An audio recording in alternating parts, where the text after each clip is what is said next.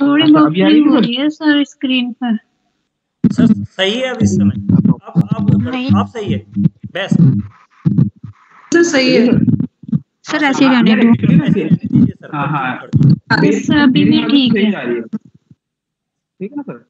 चलो ठीक है, पहले टॉपिक ही करते हैं ना, कुछ एक दो बात होगी तो मैं बाद में बताता हूँ आपको, है ना। देखो सबसे पहले हम स्टार्ट करते हैं, ठीक है। टॉपिक का नाम है आपका, देखो, historical background and making of the Indian constitution. Mainly जो हमारा टॉपिक है ये किस चीज से डील करता है, ये आपका, आप देखोगे मेंस का भी पहला टॉपिक यही है, ठीक है। इंडियन पॉलिटी में तो लिखा हुआ है इंडियन पॉलिटी है ना, तो वहां से तुम पीसीएस में लगभग प्री में क्वेश्चन आते हैं इस पे, है ना, काफी क्वेश्चन आ जाते हैं, मेंस में भी आ जाते हैं और यूपीएससी में भी क्वेश्चन आ जाते हैं इस टॉपिक, ठीक है। आज कोशिश करेंगे हिस्टोरिकल बैकग्राउंड और हमारा कॉन्स्टिट्यूशन मतलब कैसे कैसे बना है, ठीक है। इसके साथ ही सिटीजनशिप का एक टॉपिक और है, उसको भी मैं कराने की पूरी कोशिश करूंगा, लगभग हो ही जाएंगे दोनों टॉपिक, ठीक है। और अच्छे टॉपिक है यार, ये एक्सपेक्ट कर सकते हो। Hello, excuse sir, sir fundamental right से मुझे एक क्वेश्चन करना था सर। यार लास्ट में पूछ लेना एक बार ना, आप लास्ट में पूछ लेना, ठीक है। ठीक है हाँ लास्ट में पूछ लेना यार, अभी ना स्क्रीन भी थोड़ी दिक्कत कर रही है ना। यस प्लीज क्वेश्चन लास्ट में पूछ लेना। लास्ट में पूछ लेना, ठीक है। हाँ तो मैं बोल रहा था, है ना, तो सबसे पहले आपका जो टॉपिक है ये है हिस्टोरिकल बैकग्राउंड, मतलब आखिर जो हमारा कॉन्स्टिट्यूशन बना उस टाइम क्या क्या चीजें थी, है ना, कैसे कैसे हमारा कॉन्स्टिट्यूशन इवॉल्व हुआ है धीरे धीरे, है ना। उसके अलावा ब्रिटिशर्स के टाइम में क्या चीजें हो रही थी, है ना, एकदम इंडिया जब आजाद हुए तब कॉन्स्टिट्यूशन कैसे बना है, तो ये चीज है, ठीक है। आपसे कोई मेंस में पूछे, मेंस में डायरेक्ट पूछ,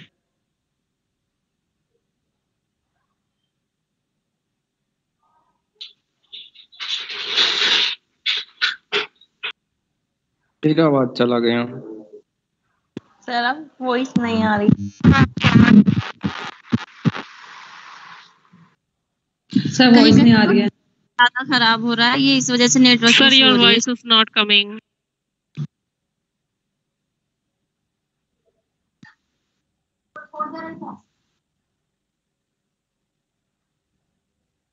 आवाज नहीं आ रही बिल्कुल भी। आशीष सर आवाज नहीं आ रही है आपकी। सर आवाज नहीं आ रही बिल्कुल भी। आवाज नहीं आ रही सर।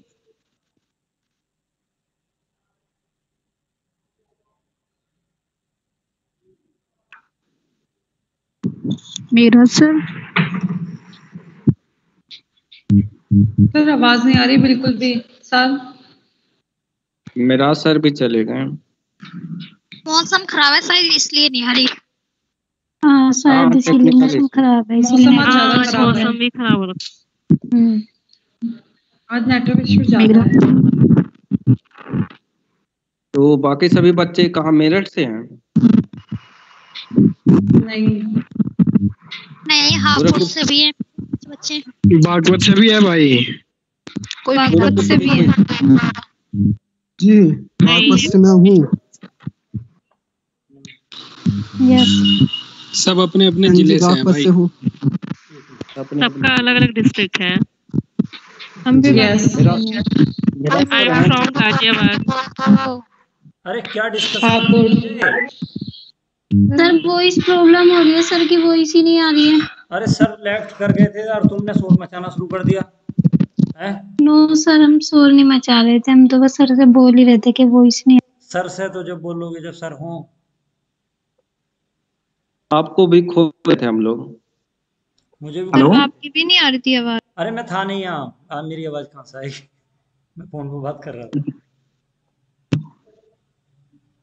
अरे दिक्कत हो रही है, पता नहीं मेरे नेटवर्क में दिक्कत आ रही है। हाँ नेटवर्क इशू है आपका डॉक्टर साहब, कोई नहीं करेंगे। सर वेदर प्रॉब्लम हो रही है, लग रहा है। मैं आपको इधर प्रॉब्लम हो रही है, जगह जगह पे अंधियाव सा आ रहा है ना, इस वजह से दिक्कत हो रही है। काम करिए आशीष आज मौसम ज्यादा खराब है। आशीष सर, बारिश भी तो हुई है हल्की हल्की। जी सर, जी सर।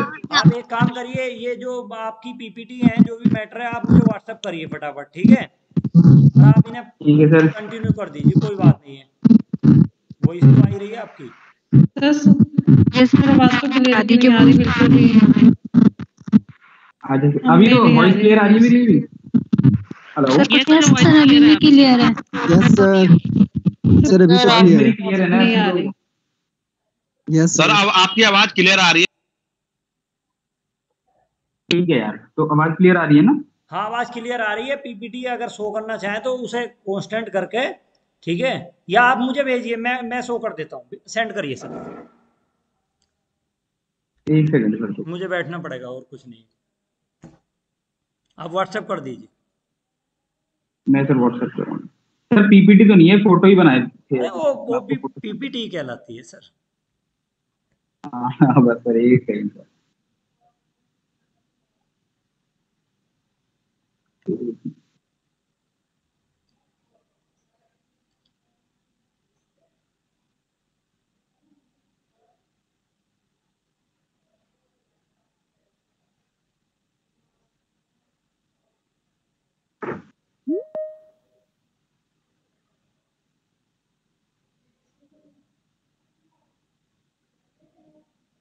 सर आवाज तो आ रही है ना मेरी?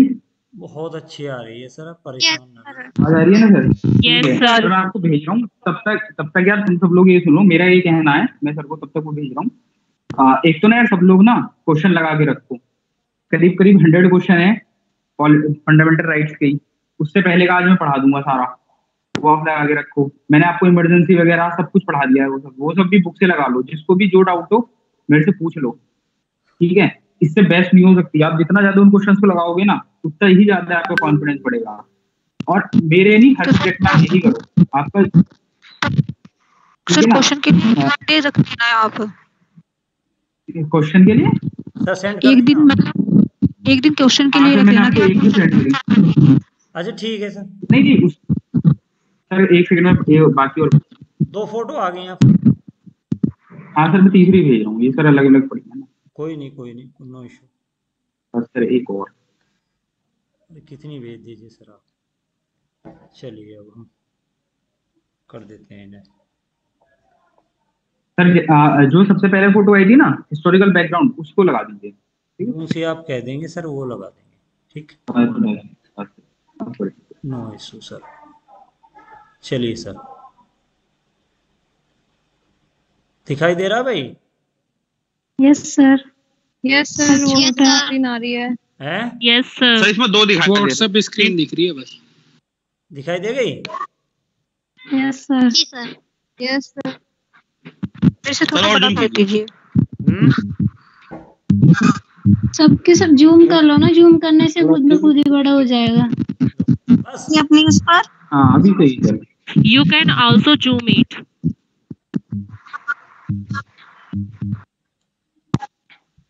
चलो सर, ये सर अभी बेटर है। बाकी तो मैं सब कुछ समझा ही दूंगा ना, आपको समझ में आ जाएगा क्या लिखना है। Okay sir. Yes sir. चलिए सर स्टार्ट करते हैं। दिखाई दे रहा। हाँ ठीक है, चलो स्टार्ट करते हैं ना। देखो यार, अब जो हम लोगों को पढ़ना है, सबसे ये पढ़ना है कि आखिर हम लोगों को कॉन्स्टिट्यूशन बना कैसे, वो इवॉल्व कैसे हुआ, है ना? ऐसा तो नहीं था कि एकदम ही बस हम लोगों का देश आजाद हुआ तो एकदम ही ये हुआ कि कॉन्स्टिट्यूएंट असेंबली बनेगी, मतलब संविधान सभा बनेगी, और एकदम ही हमारा कॉन्स्टिट्यूशन मतलब संविधान बनेगा। कहीं ना कहीं ये सारा काम कहीं ना कहीं कॉन्स्टिट्यूशन बनाने के लिए, या कहीं ना कहीं आपके कॉन्स्टिट्यूशन बनाने के लिए, आपके संविधान बनाने के लिए, है ना, कॉन्स्टिट्यूएंट असेंबली के लिए सारी लड़ाइयाँ बहुत पहले से चल रही थी। ठीक है, जब इंडिया के जो भी लीडर्स थे वो ये मांग करते थे कि इनको एक आजादी चाहिए, है ना, तो तब कहीं ना कहीं मांग फिर ये भी उठती थी कि भाई आजाद हो जाएंगे तो राज किसके पास आएगा? हम लोगों के पास, है ना। तो जब वो राज आएगा तो हम लोगों को भी तो गवर्न करना है ना। तो गवर्न करने के लिए क्या चाहिए? कॉन्स्टिट्यूशन चाहिए, ठीक है, संविधान चाहिए, ठीक है। तो ये सब चीजें थी। तो सबसे पहले अगर हम लोग कहीं देखें कि हमारे कॉन्स्टिट्यूशन का सबसे पहले अगर कहीं जिक्र होता है ना, कॉन्स्टिट्यूशन, या फिर हम लोगों के ये बोला जाए कि इंडिया को पावर देने की कहीं बात आती है, तो वो बात हुई सबसे पहले कहीं आपके अगस्त 1970 के टाइम पे। ये 20 अगस्त तो आपको ध्यान नहीं रखना, आपको सिर्फ ये ध्यान रखना अगस्त 1970। ये जो मैं बता रहा हूँ ना आपको, ये हिस्ट्री का भी टॉपिक है ना। हिस्ट्री की कुछ चीजों में से पॉलिटिकल जो उस टाइम जो फेजेस हो रहे थे, पॉलिटिकल जो इवेंट्स हो रहे थे, है ना, वो डिस्कस करेंगे हम लोग। तो ये अगस्त 1917 की बात है, ठीक है। उस टाइम क्या था, जो आपके वाइसराय थे, वाइसराय उस टाइम हुआ करते थे मोंटेग्यू। तो उस टाइम मोंटेग्यू डिक्लेरेशन आया था, अगर किसी ने सुना हो तो हम लोगों के एक्ट्स आए थे, चार्टर एक्ट, ठीक है ना, इंडियन काउंसिल एक्ट, ये सब एक्ट्स आ रहे थे। तो 1919 में आपका एक एक्ट आया था, ठीक है, मॉन्टेब्रेलो रिफॉर्म्स के बाद। मॉन्टेब्रेलो रिफॉर्म्स आपके 1909 में आए थे। फिर 1919 में आपका मोंटेग्यू कैम्सफोर्ड रिफॉर्म्स आए थे, है ना, काफी पॉपुलर रिफॉर्म में जब मॉडर्न हिस्ट्री पढ़ोगे तो मैम जरूर पढ़ाएंगे आपको, है ना। तो 1919 में आपकी मोंटेग्यू कैम्सफोर्ड रिफॉर्म आए थे। लेकिन उस रिफॉर्म से पहले 1917 में, ठीक है, जो आपके मोंटेग्यू थे, इन्होंने क्या नाम है, एक तरीके से गवर्नमेंट ने इस टाइम ये बोला था कि हम लोग कहीं ना कहीं ये चाहते हैं कि जो इंडियन गवर्नमेंट है, मतलब जो इंडिया के लोग हैं, उनको कहीं ना कहीं एक रिस्पॉन्सिबल गवर्नमेंट मिल जाए। कहीं ना कहीं पहली बार जो खुद ब्रिटिशर्स, मतलब क्या था ना कंट्री में उस टाइम, आप ये देखो कि आप आजादी के लिए तो बहुत पहले से ही लड़ाई चल रही थी, है ना। फिर कांग्रेस का गठन होता है 1885 के टाइम पे, है ना, 1884 में, फिर 1885 में से वो मांग करने लगते हैं, है ना, कि हमें इंडिपेंडेंस चाहिए। तो करते करते 1917 में ब्रिटिशर्स को भी ये लग जाता है यार कहीं ना कहीं अब हम लोगों को भी पावर्स देनी पड़ेंगी इंडियंस को, है ना। तो पहली बार तब अगस्त 1917 में रिस्पॉन्सिबल गवर्नमेंट, है ना, जो उस टाइम आपके वॉइस रहे थे, ठीक है ना, एडविन मोंटेग्यू, उन्होंने बोला था, ठीक है ना, और इसी को हम बोलते हैं मोंटेग्यू डिक्लेरेशन, है ना।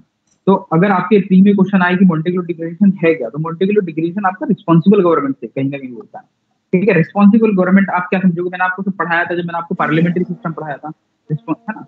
रिस्पॉन्सिबल गवर्नमेंट आखिर होती क्या है? रिस्पॉन्सिबल गवर्नमेंट होती है जो कलेक्टिवली रिस्पॉन्सिबल होती है किसको, है ना, जो एग्जीक्यूटिव है ना, जो कार्यपालिका, जो आपकी सीएम है, आपके जो डिप्टी सीएम या आपके मंत्री हैं, ये सब किसको, ये सब आपके जो विधानसभा में बैठे हुए एमएलए हैं, इनको अकाउंटेबल होंगे, है ना, वो कभी भी उनको हटा सकते हैं, है ना।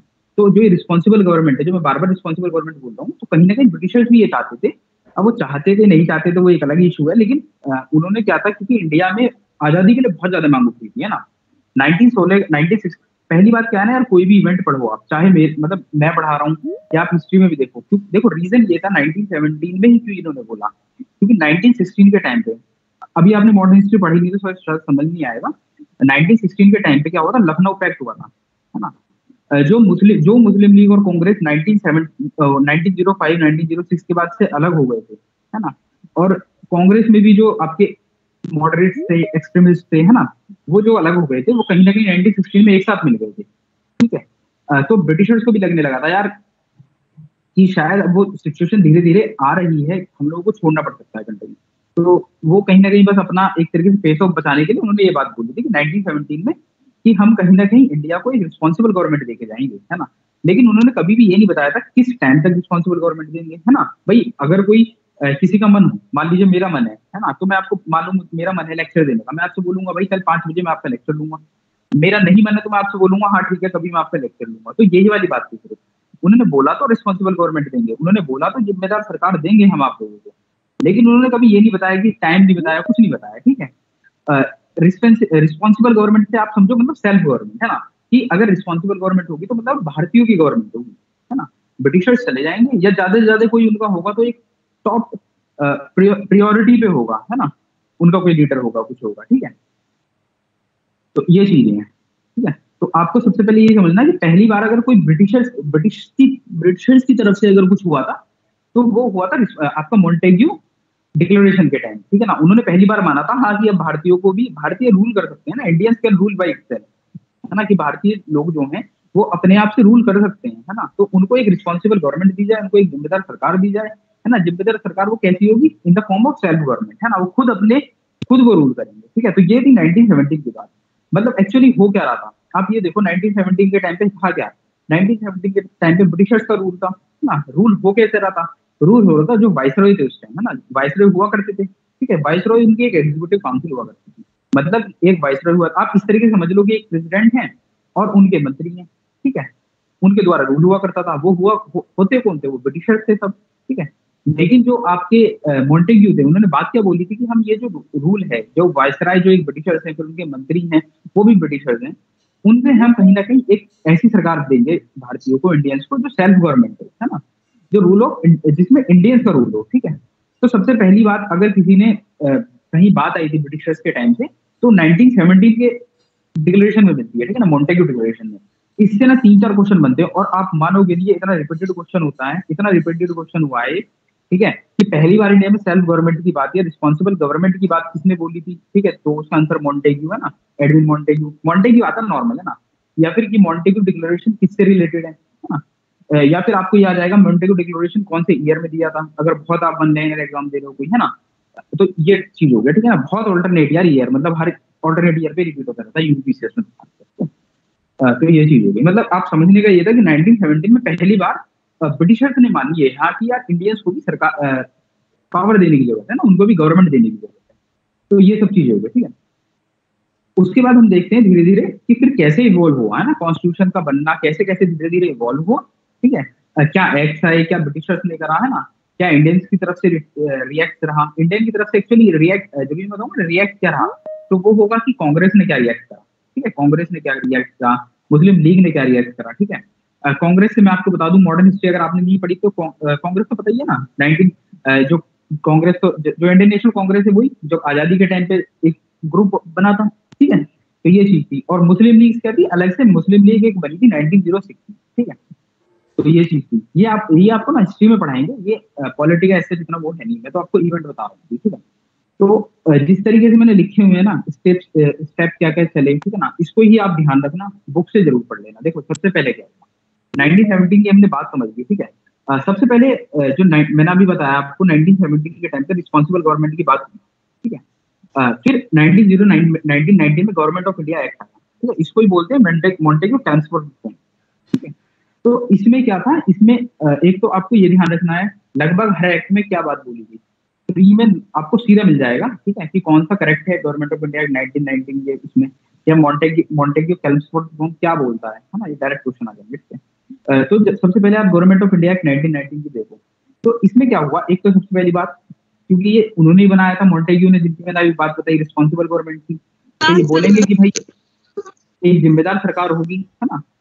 जो ये एक्ट था गवर्नमेंट ऑफ इंडिया 1919, इसमें ये बोला गया कि एक रिस्पॉन्सिबल गवर्नमेंट बनाएंगे, लेकिन ये नहीं बताएगा कब बनाएंगे, कैसे बनाएंगे, कुछ नहीं बताएगा। फिर सेकंड चीज क्या हुई, धीरे धीरे कहीं ना कहीं जो पावर थी, है ना, जो पावर थी या गवर्नमेंट के पास पावर थी, उसको कहीं ना कहीं इंडियंस के हाथ में शिफ्ट किया जा रहा था बहुत धीरे धीरे। मतलब उसका रीजन यही था क्योंकि फिर इंडिया में रिवोल्ट हुए जा रहे थे ना इंडियंस। कभी कुछ आप ये देखो ना, ये वो दौर था, आप देखो 1917 1919 का ये वो दौर था जब आपका स्वदेशी मूवमेंट भी हो चुका था इंडिया में, है ना।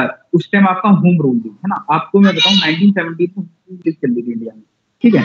तो उस टाइम ब्रिटिशर्स को ना इंडियंस की तरफ से बहुत स्ट्रिक्ट रिवोल्ट दिख रहा था। तो वो कुछ भी एक्ट कर रहे थे ना, वो उसका रीजन यही था कि कहीं ना कहीं इंडियंस को पैसिफाई करना चाह रहे हैं ना, कहीं ना कहीं इंडियंस को वो मतलब शांत करना चाह रहे हैं कि भाई ठीक है, हम भी कुछ वो आपके लिए काम कर रहे हैं, ठीक है ना, हम भी कुछ आपके लिए काम कर रहे हैं, ठीक है। तो सबसे पहले उन्होंने बोली कि हम लोग एक रिस्पॉन्सिबल गवर्नमेंट सेटअप करेंगे। ये गवर्नमेंट ऑफ इंडिया 1919 में उन्होंने बात बोली कि भाई हम एक ना रिस्पॉन्सिबल गवर्नमेंट सेटअप करेंगे। फिर उन्होंने क्या बोला कि जो हमारी जो वाइसरॉय है उसकी जो एग्जीक्यूटिव काउंसिल है ना, जो उसकी आप एक तरीके से जो उसकी कार्यकारी परिषद है ना, उसकी क्या करा बहुत ज्यादा। हेलो सर किसी का माइक ऑन है, ऑफ हो गया, आप अपने तो ऑन कर देते हैं, 1 मिनट 1 सेकंड नहीं लगता भाई। चलिए कंटिन्यू करिए सर। हाँ यार प्लीज यार सब लोगों ना ऑफ किया करो अपना ना, कोई गलती से ऑन भी कर लेता है यार, प्लीज उसको ऑफ कर लिया करो ना, तो 1-2 मिनट फिर खराब ही हो जाती है यार उस चक्कर में बोलने ना। तो मैं क्या बोल रहा था, आपको जो गवर्नमेंट ऑफ इंडिया एक्ट 1919 है, इसने कहीं ना कहीं वो सीड्स बोई, है ना, वो कहीं ना कहीं पहली बार बातें करी जो 1917 में जो आपके एडविन मॉन्टेग्यू है जो वाइसरॉय हुआ करते थे, मॉन्टेग्यू डिक्लेरेशन में जो उन्होंने बातें बोली थी वो 1919 के उसमें एक्ट के रूप में आ गई, ठीक है। तो फिर जब एक्ट के रूप में आ गई तो सबसे पहली बात क्या बोली हुई कि सेल्फ गवर्नमेंट देंगे हम भारतीयों को, है ना, ठीक है। हम कहीं ना कहीं कोशिश करेंगे सेल्फ गवर्नमेंट देने की। ये नहीं बताया कि भाई हम 4 साल बाद, 5 साल बाद, 10 साल बाद इंडिया को सेल्फ गवर्नमेंट दे देंगे, मतलब इंडिया को आजाद कर देंगे, या आजाद नहीं करेंगे तो एक तरीके से इंडिया को बिल्कुल आजाद कर देंगे, बस एक इंडिया को किसी एक को रिपोर्ट करना होगा, है ना। एक तरीके से मैं आपको बताऊं डोमिनियन स्टेटस, है ना। डोमिनियन स्टेटस क्या होता है, जैसे मैं आपको बताऊं, जैसे आप आयरिश कॉलोनी देखते होंगे, या उस टाइम इंडिया की जो मांग थी ना वो इस तरह की मांग हुआ करती थी कि भाई आप हमें आजाद कर दो, है ना। आजाद इन सेंस की आप हमारे देश को छोड़ के चले जाओ, है ना। हम इंटरनल मैटर सब हमारे होंगे, है ना, एक्सटर्नल मैटर भी बहुत हद तक हमारे होंगे, लेकिन हम एट लास्ट आपको रिपोर्ट कर देंगे बस, है ना। डोमिनियन स्टेटस दे दो, है ना। अगर आप हमें फुल्ली फ्री भी नहीं कर रहे हो तो आप हमें एक फिलहाल के लिए डोमिनियन स्टेटस दे दो, ठीक है। तो ये हुआ करती थी। तो ब्रिटिशर्स ने भी थोड़ा थोड़ा बोला कि ठीक है भाई हम लोग भी आपको सेल्फ गवर्नमेंट कहीं ना कहीं देंगे। पहली चीज ये। दूसरी चीज क्या हुई, जो वाइसराय की कार्यकारी परिषद थी, जो उसकी एग्जीक्यूटिव काउंसिल थी, उसमें पहले एक मेंबर हुआ करता था, है ना। अब उनको बढ़ा के 1 से 3 कर दिया गया, है ना। तो कहीं ना कहीं इंडियंस की फिर से भागीदारी हुई, है ना। 1 मेंबर की जगह 3 मेंबर कर दी गई, क्योंकि एग्जीक्यूटिव काउंसिल जो थी, जो कार्यकारी परिषद थी, वही सबसे एक इंपॉर्टेंट बॉडी थी, है ना। वही लॉ बनाया करती थी, वही सब कुछ करती थी। उसके बाद क्या हुआ, जो इंडियन लेजिस्लेटिव काउंसिल है ना, लगभग उसमें क्या, आप ये देखो कि इंडियंस को जो रिप्रेजेंटेशन मिला है ना, वो 1909 के बाद मिला है लगभग, है ना। फिर थोड़े थोड़े इलेक्शन स्टार्ट हुए और लगभग 1919 आते आते, है ना, लगभग सब कुछ फिर इलेक्शन से होने लगा था, है ना। उससे पहले क्या होता था, या तो ब्रिटिशर्स ही थे जो हम पे राज कर रहे थे, या फिर धीरे धीरे क्या हुआ, नॉमिनेशन का दौर जारी रहा। लेकिन कहीं ना कहीं 1919 में आते आते अब ये हो गया कि अब चुनाव ही होगा, है ना। चुनाव होगा, इलेक्शन होगा, और उसमें इंडियंस खड़े होंगे, है ना। कांग्रेस के मेंबर खड़े होंगे, मुस्लिम लीग के मेंबर खड़े होंगे, कोई और पार्टी होगी उसके मेंबर खड़े होंगे। मतलब क्या, अब जो काउंसिल में भेजे जाएंगे ना, जो काउंसिल में अब लोग भेजे जाएंगे वो इलेक्शन से भेजे जाएंगे, ठीक है। तो ये सब चीज बातें होने लगी, ठीक है। तो ये आपको ध्यान रखना है, गवर्नमेंट ऑफ इंडिया 1919, ठीक है ना, कि इसमें कहीं ना कहीं आपको एक तो सेल्फ गवर्निंग का एक वो मिलता है ना, पहली बार, ठीक है ना, कि जिम्मेदार सरकार आएगी, है ना, या आज मतलब हमारी खुद की सरकार होगी, ठीक है, पहली बार आपको ये देखने को मिलता है। दूसरी चीज इसके लिए क्या है कि इसमें इलेक्शन आया, मतलब इलेक्शन तो पहले ही आ गया था, थोड़ा इनडायरेक्ट इलेक्शन ये सब तो थोड़ा पहले ही आ गए थे, लेकिन प्रॉपर एक तरीके से लगभग अब सारी सीटें इलेक्ट होने लगी थी, है ना। कुछ सीटें थी जो नॉमिनेट हो चुकी थी, लेकिन लगभग सारी सीटें इलेक्ट होने लगी, ठीक है। फिर जो वाइसराय की एग्जीक्यूटिव काउंसिल थी, उसमें से एक मेंबर से 3 मेंबर बढ़ा दिए थे, है ना। मतलब कार्यकारी परिषद था, उसमें मेंबर इंक्रीज कर दिया था, मतलब कहीं ना कहीं इंडियंस की भागीदारी हो रही, ठीक है। ये सब चीजें था। फिर क्या हुआ, 1919 में ही एक बात, मतलब जब ये एक्ट पास हुआ था पार्लियामेंट में, मतलब उस टाइम जो मतलब जहाँ पर भी बैठते थे ये लोग, ठीक है, तो ये रहा कि जो 1990 जो गवर्नमेंट ऑफ इंडिया 1919 बना रहे हैं, ये 10 साल बाद हम इसे रिव्यू करेंगे, ठीक है। 10 साल बाद हम इसे रिव्यू करेंगे कि इस एक्ट में जो जो हमने बातें बोली वो हुई है या नहीं हुई, है ना, उसमें क्या काम हुआ है, ठीक है, क्या प्रोग्रेस रहेगी। तो ये सब चीजें थी। लेकिन हुआ क्या, ये गुना 1929 में काम था, लेकिन 2 साल पहले ही, ठीक है, 2 साल पहले ही 1927 में क्या हुआ, इस एक्ट को रिव्यू करने के लिए एक टीम का गठन किया गया, ठीक है ना। और जिस टीम के हेड थे, जिस कमेटी के हेड थे साइमन, है ना, आपने सुना भी होगा साइमन कमीशन, है ना, साइमन गो बैक, ठीक है। वो एक टीम का गठन किया गया, ठीक है। उस टीम का काम ही ये था कि जो गवर्नमेंट ऑफ इंडिया एक्ट 1919 है, वो उसके प्रोविजन देखेगी कि इंडिया में क्या, वो मतलब इंडिया में जगह जगह घूमेगी, हाँ भाई जो बात बोली गई वो हो रही है, या इंडिया जैसे ये बात बोली गई 1 से 3 मेंबर होंगे तो ये हुए हैं, है ना, ये सब बातें वो मतलब देखेगी, ठीक है। तो ये सब चीजें थी, ठीक है। उसका विरोध क्यों हुआ, ये तो सब आपका मॉडर्न का टॉपिक है, लेकिन विरोध सिर्फ ना इसका क्यों हुआ था, इसलिए हुआ था क्योंकि जो इस कमेटी में ना एक भी मेंबर इंडियन नहीं था, सारे के सारे यूरोपियन मेंबर थे, ठीक है। आप खुद देखो, कोई एक्ट मतलब कोई रिव्यू बॉडी जो इंडियंस के लिए ही कोई एक्ट का रिव्यू कर रही है, उसमें कोई इंडियन नहीं है ना, तो इसलिए इस बॉडी का बहुत ज्यादा क्रिटिसाइज हुआ था, है ना। एक दो बार ये क्वेश्चन भी आया कि क्यों क्रिटिसाइज हुआ, लेकिन मॉडर्न की वजह से आया, तो इसका आंसर यही है क्योंकि इस बॉडी में कोई भी इंडियन नहीं था, ठीक है। तो 1927 में साइमन कमीशन आई, ठीक है। साइमन कमीशन का भी काम यही सब था कि क्या नाम है, इंडिया में सेल्फ गवर्निंग कैसे हो, है ना, जो एक्ट हैं जो 1919 में बात की गई है वो हो रही है, या फर्दर अगर कुछ और भी इंक्रीज कर, मतलब कुछ और भी इंप्रूवमेंट करनी है इंडियन के गवर्नेंस स्ट्रक्चर में, है ना, या किस तरीके से पावर देनी है आपके इंडियंस को, है ना, कुछ जो भी और कोई बात बता सकती है कमेटी इसलिए तो बनाई जाती है ना, तो वो बताया जाए, ठीक है। तो साइमन कमीशन ने अपना काम किया है, आपका साइमन कमीशन ने कम से कम 2-3 साल तक अपना काम किया, ठीक है। और मई 1930 में उन्होंने अपनी रिपोर्ट सरकार को सौंप दी, जो उस टाइम ब्रिटिश गवर्नमेंट की, उन्होंने सौंप दी, ठीक है। अब जो ये रिपोर्ट आपकी साइमन कमीशन ने जो रिपोर्ट दी, ठीक है, इस रिपोर्ट के बेसिस पे क्या हुई, 3 राउंड टेबल कॉन्फ्रेंसेस हुई, ठीक है। अगर किसी ने सुना है तो सही है, नहीं सुना तो यार ये सब मॉडर्न का पार्ट है ना। उस टाइम क्या होती, 3 राउंड टेबल कॉन्फ्रेंस थी, जिसको हिंदी में बोला जाता है गोलमेज सम्मेलन, है ना। तो ये 3 राउंड टेबल कॉन्फ्रेंसेस हुई, जिसमें सारे के सारे इंडियन पॉलिटिकल जो उस टाइम स्ट्रक्चर था, है ना, कि कैसे इंडिया का मतलब क्या नाम है, किसको एक तरीके से रिजर्वेशन दिया जाए, है ना, जो आपकी प्रोविंस है ना, जो आपकी प्रोविंसेस हैं उनको क्या ऑटोनॉमी दी जाए, है ना, या उनसे ऑटोनॉमी छीन ली जाए, है ना, जो उनको अधिकार था स्वराज का, क्या था, स्वतंत्र राज्य का कोई जो अधिकार था, पीछे लिखा हुआ बताता हूँ, है ना, वो सब उनसे छीन लिया जाए, मतलब एक तरीके से इंडियन गवर्नेंस सिस्टम को कैसे इंप्रूवमेंट किया जाए, है ना, या जो भी उस टाइम इशू थे, तो वो 3 राउंड टेबल कॉन्फ्रेंस हुई थी, उन सब पे ये बातें हुई, ठीक है। तो सबसे पहले तो मैंने आपको बताया गवर्नमेंट ऑफ इंडिया, सबसे पहले तो जो कहानी थी रिस्पॉन्सिबल गवर्नमेंट की आपकी 1917 से स्टार्ट हुई, जब पहली बार ब्रिटिशर्स ने माना कि हाँ यार इंडियंस को भी अब पावर देने की जरूरत है ना, क्योंकि उस टाइम क्या था ना, आप ये देखो फर्स्ट वर्ल्ड वॉर हो गई थी, है ना, जो आपके मुस्लिम लीग और कांग्रेस लड़ाई कर रहे थे, वो एक दूसरे के साथ आ गए थे ना, तो इसलिए रिस्पॉन्सिबल गवर्नमेंट की बात कही है ना। आप कुछ भी देखना, आप मैं एक चीज बताऊंगा, आप जिस टाइम आप जिस टाइम हिस्ट्री पढ़ो, आप एक चीज देखना कि यार कोई भी इवेंट हो रहा है ना, वो किसी वजह से हो रहा है, और खासकर मॉडर्न हिस्ट्री में तो जरूर। ऐसा नहीं है कि कोई भी, अगर ये देखो आप, ब्रिटिशर्स ने हमें जिस टाइम आजाद किया उसका भी एक रीजन था, है ना। ऐसा क्यों कि वो 1945 में, मतलब हमें 1947 में आजाद किया, पहले क्यों नहीं किया, है ना। सब रीजन है ना। ऐसा नहीं है अगर आप आप वनडे एग्जाम देने जाओगे तो भाई फैक्ट रखो, फिर तो कोई इशू नहीं है ना। तो ये सब चीजें थी। रिस्पॉन्सिबल गवर्नमेंट हुई, फिर गवर्नमेंट ऑफ इंडिया 1919 में और इंडियंस के लिए अच्छा हुआ, है ना, रिप्रेजेंटेशन मिला। फिर साइमन कमीशन आई इंडिया में, है ना, 1927 के टाइम पे। उसने अपनी 3 साल के बाद एक रिपोर्ट दी फिर से कि क्या और इम्प्रूवमेंट हो सकता है, ठीक है। फिर 3 राउंड टेबल कॉन्फ्रेंसेस हुई, है ना। तो ये सब चीज चल रहा था बढ़िया, ठीक है। तो इसमें क्या हुई, अभी राउंड टेबल सब कॉन्फ्रेंस चल रही थी। फिर आप इस पॉइंट को ना ध्यान रखना, जो मैंने 4th पॉइंट में लिख रखा है ना, M N Roy. M N Roy क्या थे उस टाइम? एम एन रॉय सबसे पहले पर्सन थे जिन्होंने ये बोला था कि यार अगर हमें, मान लो आप हमें सेल्फ गवर्नमेंट दोगे, ठीक है, मान लो आप हमें कल को आजाद कर दोगे, है ना, आजाद मतलब आप सेल्फ गवर्नमेंट दोगे, है ना, कि बस आपकी एक अथॉरिटी रहेगी, आप मतलब कि जिसको हमें रिपोर्ट करना होगा हमारी इंडिया को, लेकिन हम आजाद हो जाएंगे, फिर है ना लगभग। तो फिर ये तो बताओ कि भाई उसको चलाने के लिए कॉन्स्टिट्यूशन तो चाहिए, है ना। आप कॉन्स्टिट्यूशन की तो बात कर ही नहीं रहे, है ना। जो आपके ये एक्ट हैं, गवर्नमेंट ऑफ इंडिया एक्ट 1919, है ना, या जो आपकी साइमन कमीशन है, या जो अभी आपने राउंड टेबल कॉन्फ्रेंस करी है, भाई इससे हमें क्या लेना। जब हम आजाद हो जाएंगे तो हम तो अपने हिसाब से बनाएंगे ना, ठीक है। अभी आप जो काम कर रहे हो आप अपने अकॉर्डिंग कर रहे हो, है ना, जैसे आपको प्रॉफिटेबल लग रहा है, जैसे आप हम लोगों को रूल कर रहे हो वो आप अपने अकॉर्डिंग कर रहे हो, है ना। तो लेकिन जब हम आजाद हो जाएंगे तब तो भाई हमें अपना संविधान चाहिए ना, और संविधान चाहिए तो भैया एक संविधान सभा चाहिए, ठीक है, कॉन्स्टिट्यूएंट असेंबली चाहिए, है ना। तो पहली बार अगर क्वेश्चन आया आपका ना, मुझे आपको ध्यान रखना है, क्योंकि ये रिपीटेड, ये क्वेश्चन भी कई बार आया, पीसीएस में आया, यूपीएससी में शायद नहीं आया, लेकिन स्टेटमेंट में आ जाए तो कब क्या पता, कि अगर किसी ने कॉन्स्टिट्यूएंट असेंबली या कॉन्स्टिट्यूशन की बात करी थी इंडियन उसमें, तो एम एन रॉय थे, ठीक है। ये भी एक तरीके से उसका पॉलिटिकल स्कॉलर थे, मतलब उस टाइम वो लीडर थे ना।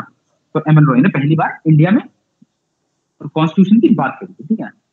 फिर जो मैं आपको ये बताया ना, गवर्नमेंट ऑफ इंडिया एक्ट 1919 के बाद जो साइमन कमीशन का गठन हुआ, है ना, तो जो साइमन कमीशन की जो रिपोर्ट्स थी, है ना, जो उसने रिपोर्ट्स बताई, जो उसने बताया कि भाई आप ये सुधार करो, और जो 3 राउंड टेबल कॉन्फ्रेंस हुई उनमें जो जो बातें निकली, वो सारी की सारी बातें एक साथ क्लब हुई गवर्नमेंट ऑफ इंडिया 1935 में, ठीक है। ये सारी की सारी बातें कहाँ क्लब हुई? गवर्नमेंट ऑफ इंडिया 1935, ठीक है। अब जो ये आपका गवर्नमेंट ऑफ इंडिया 1935 है, ये इंपॉर्टेंट तो यार बहुत वजह से है ना।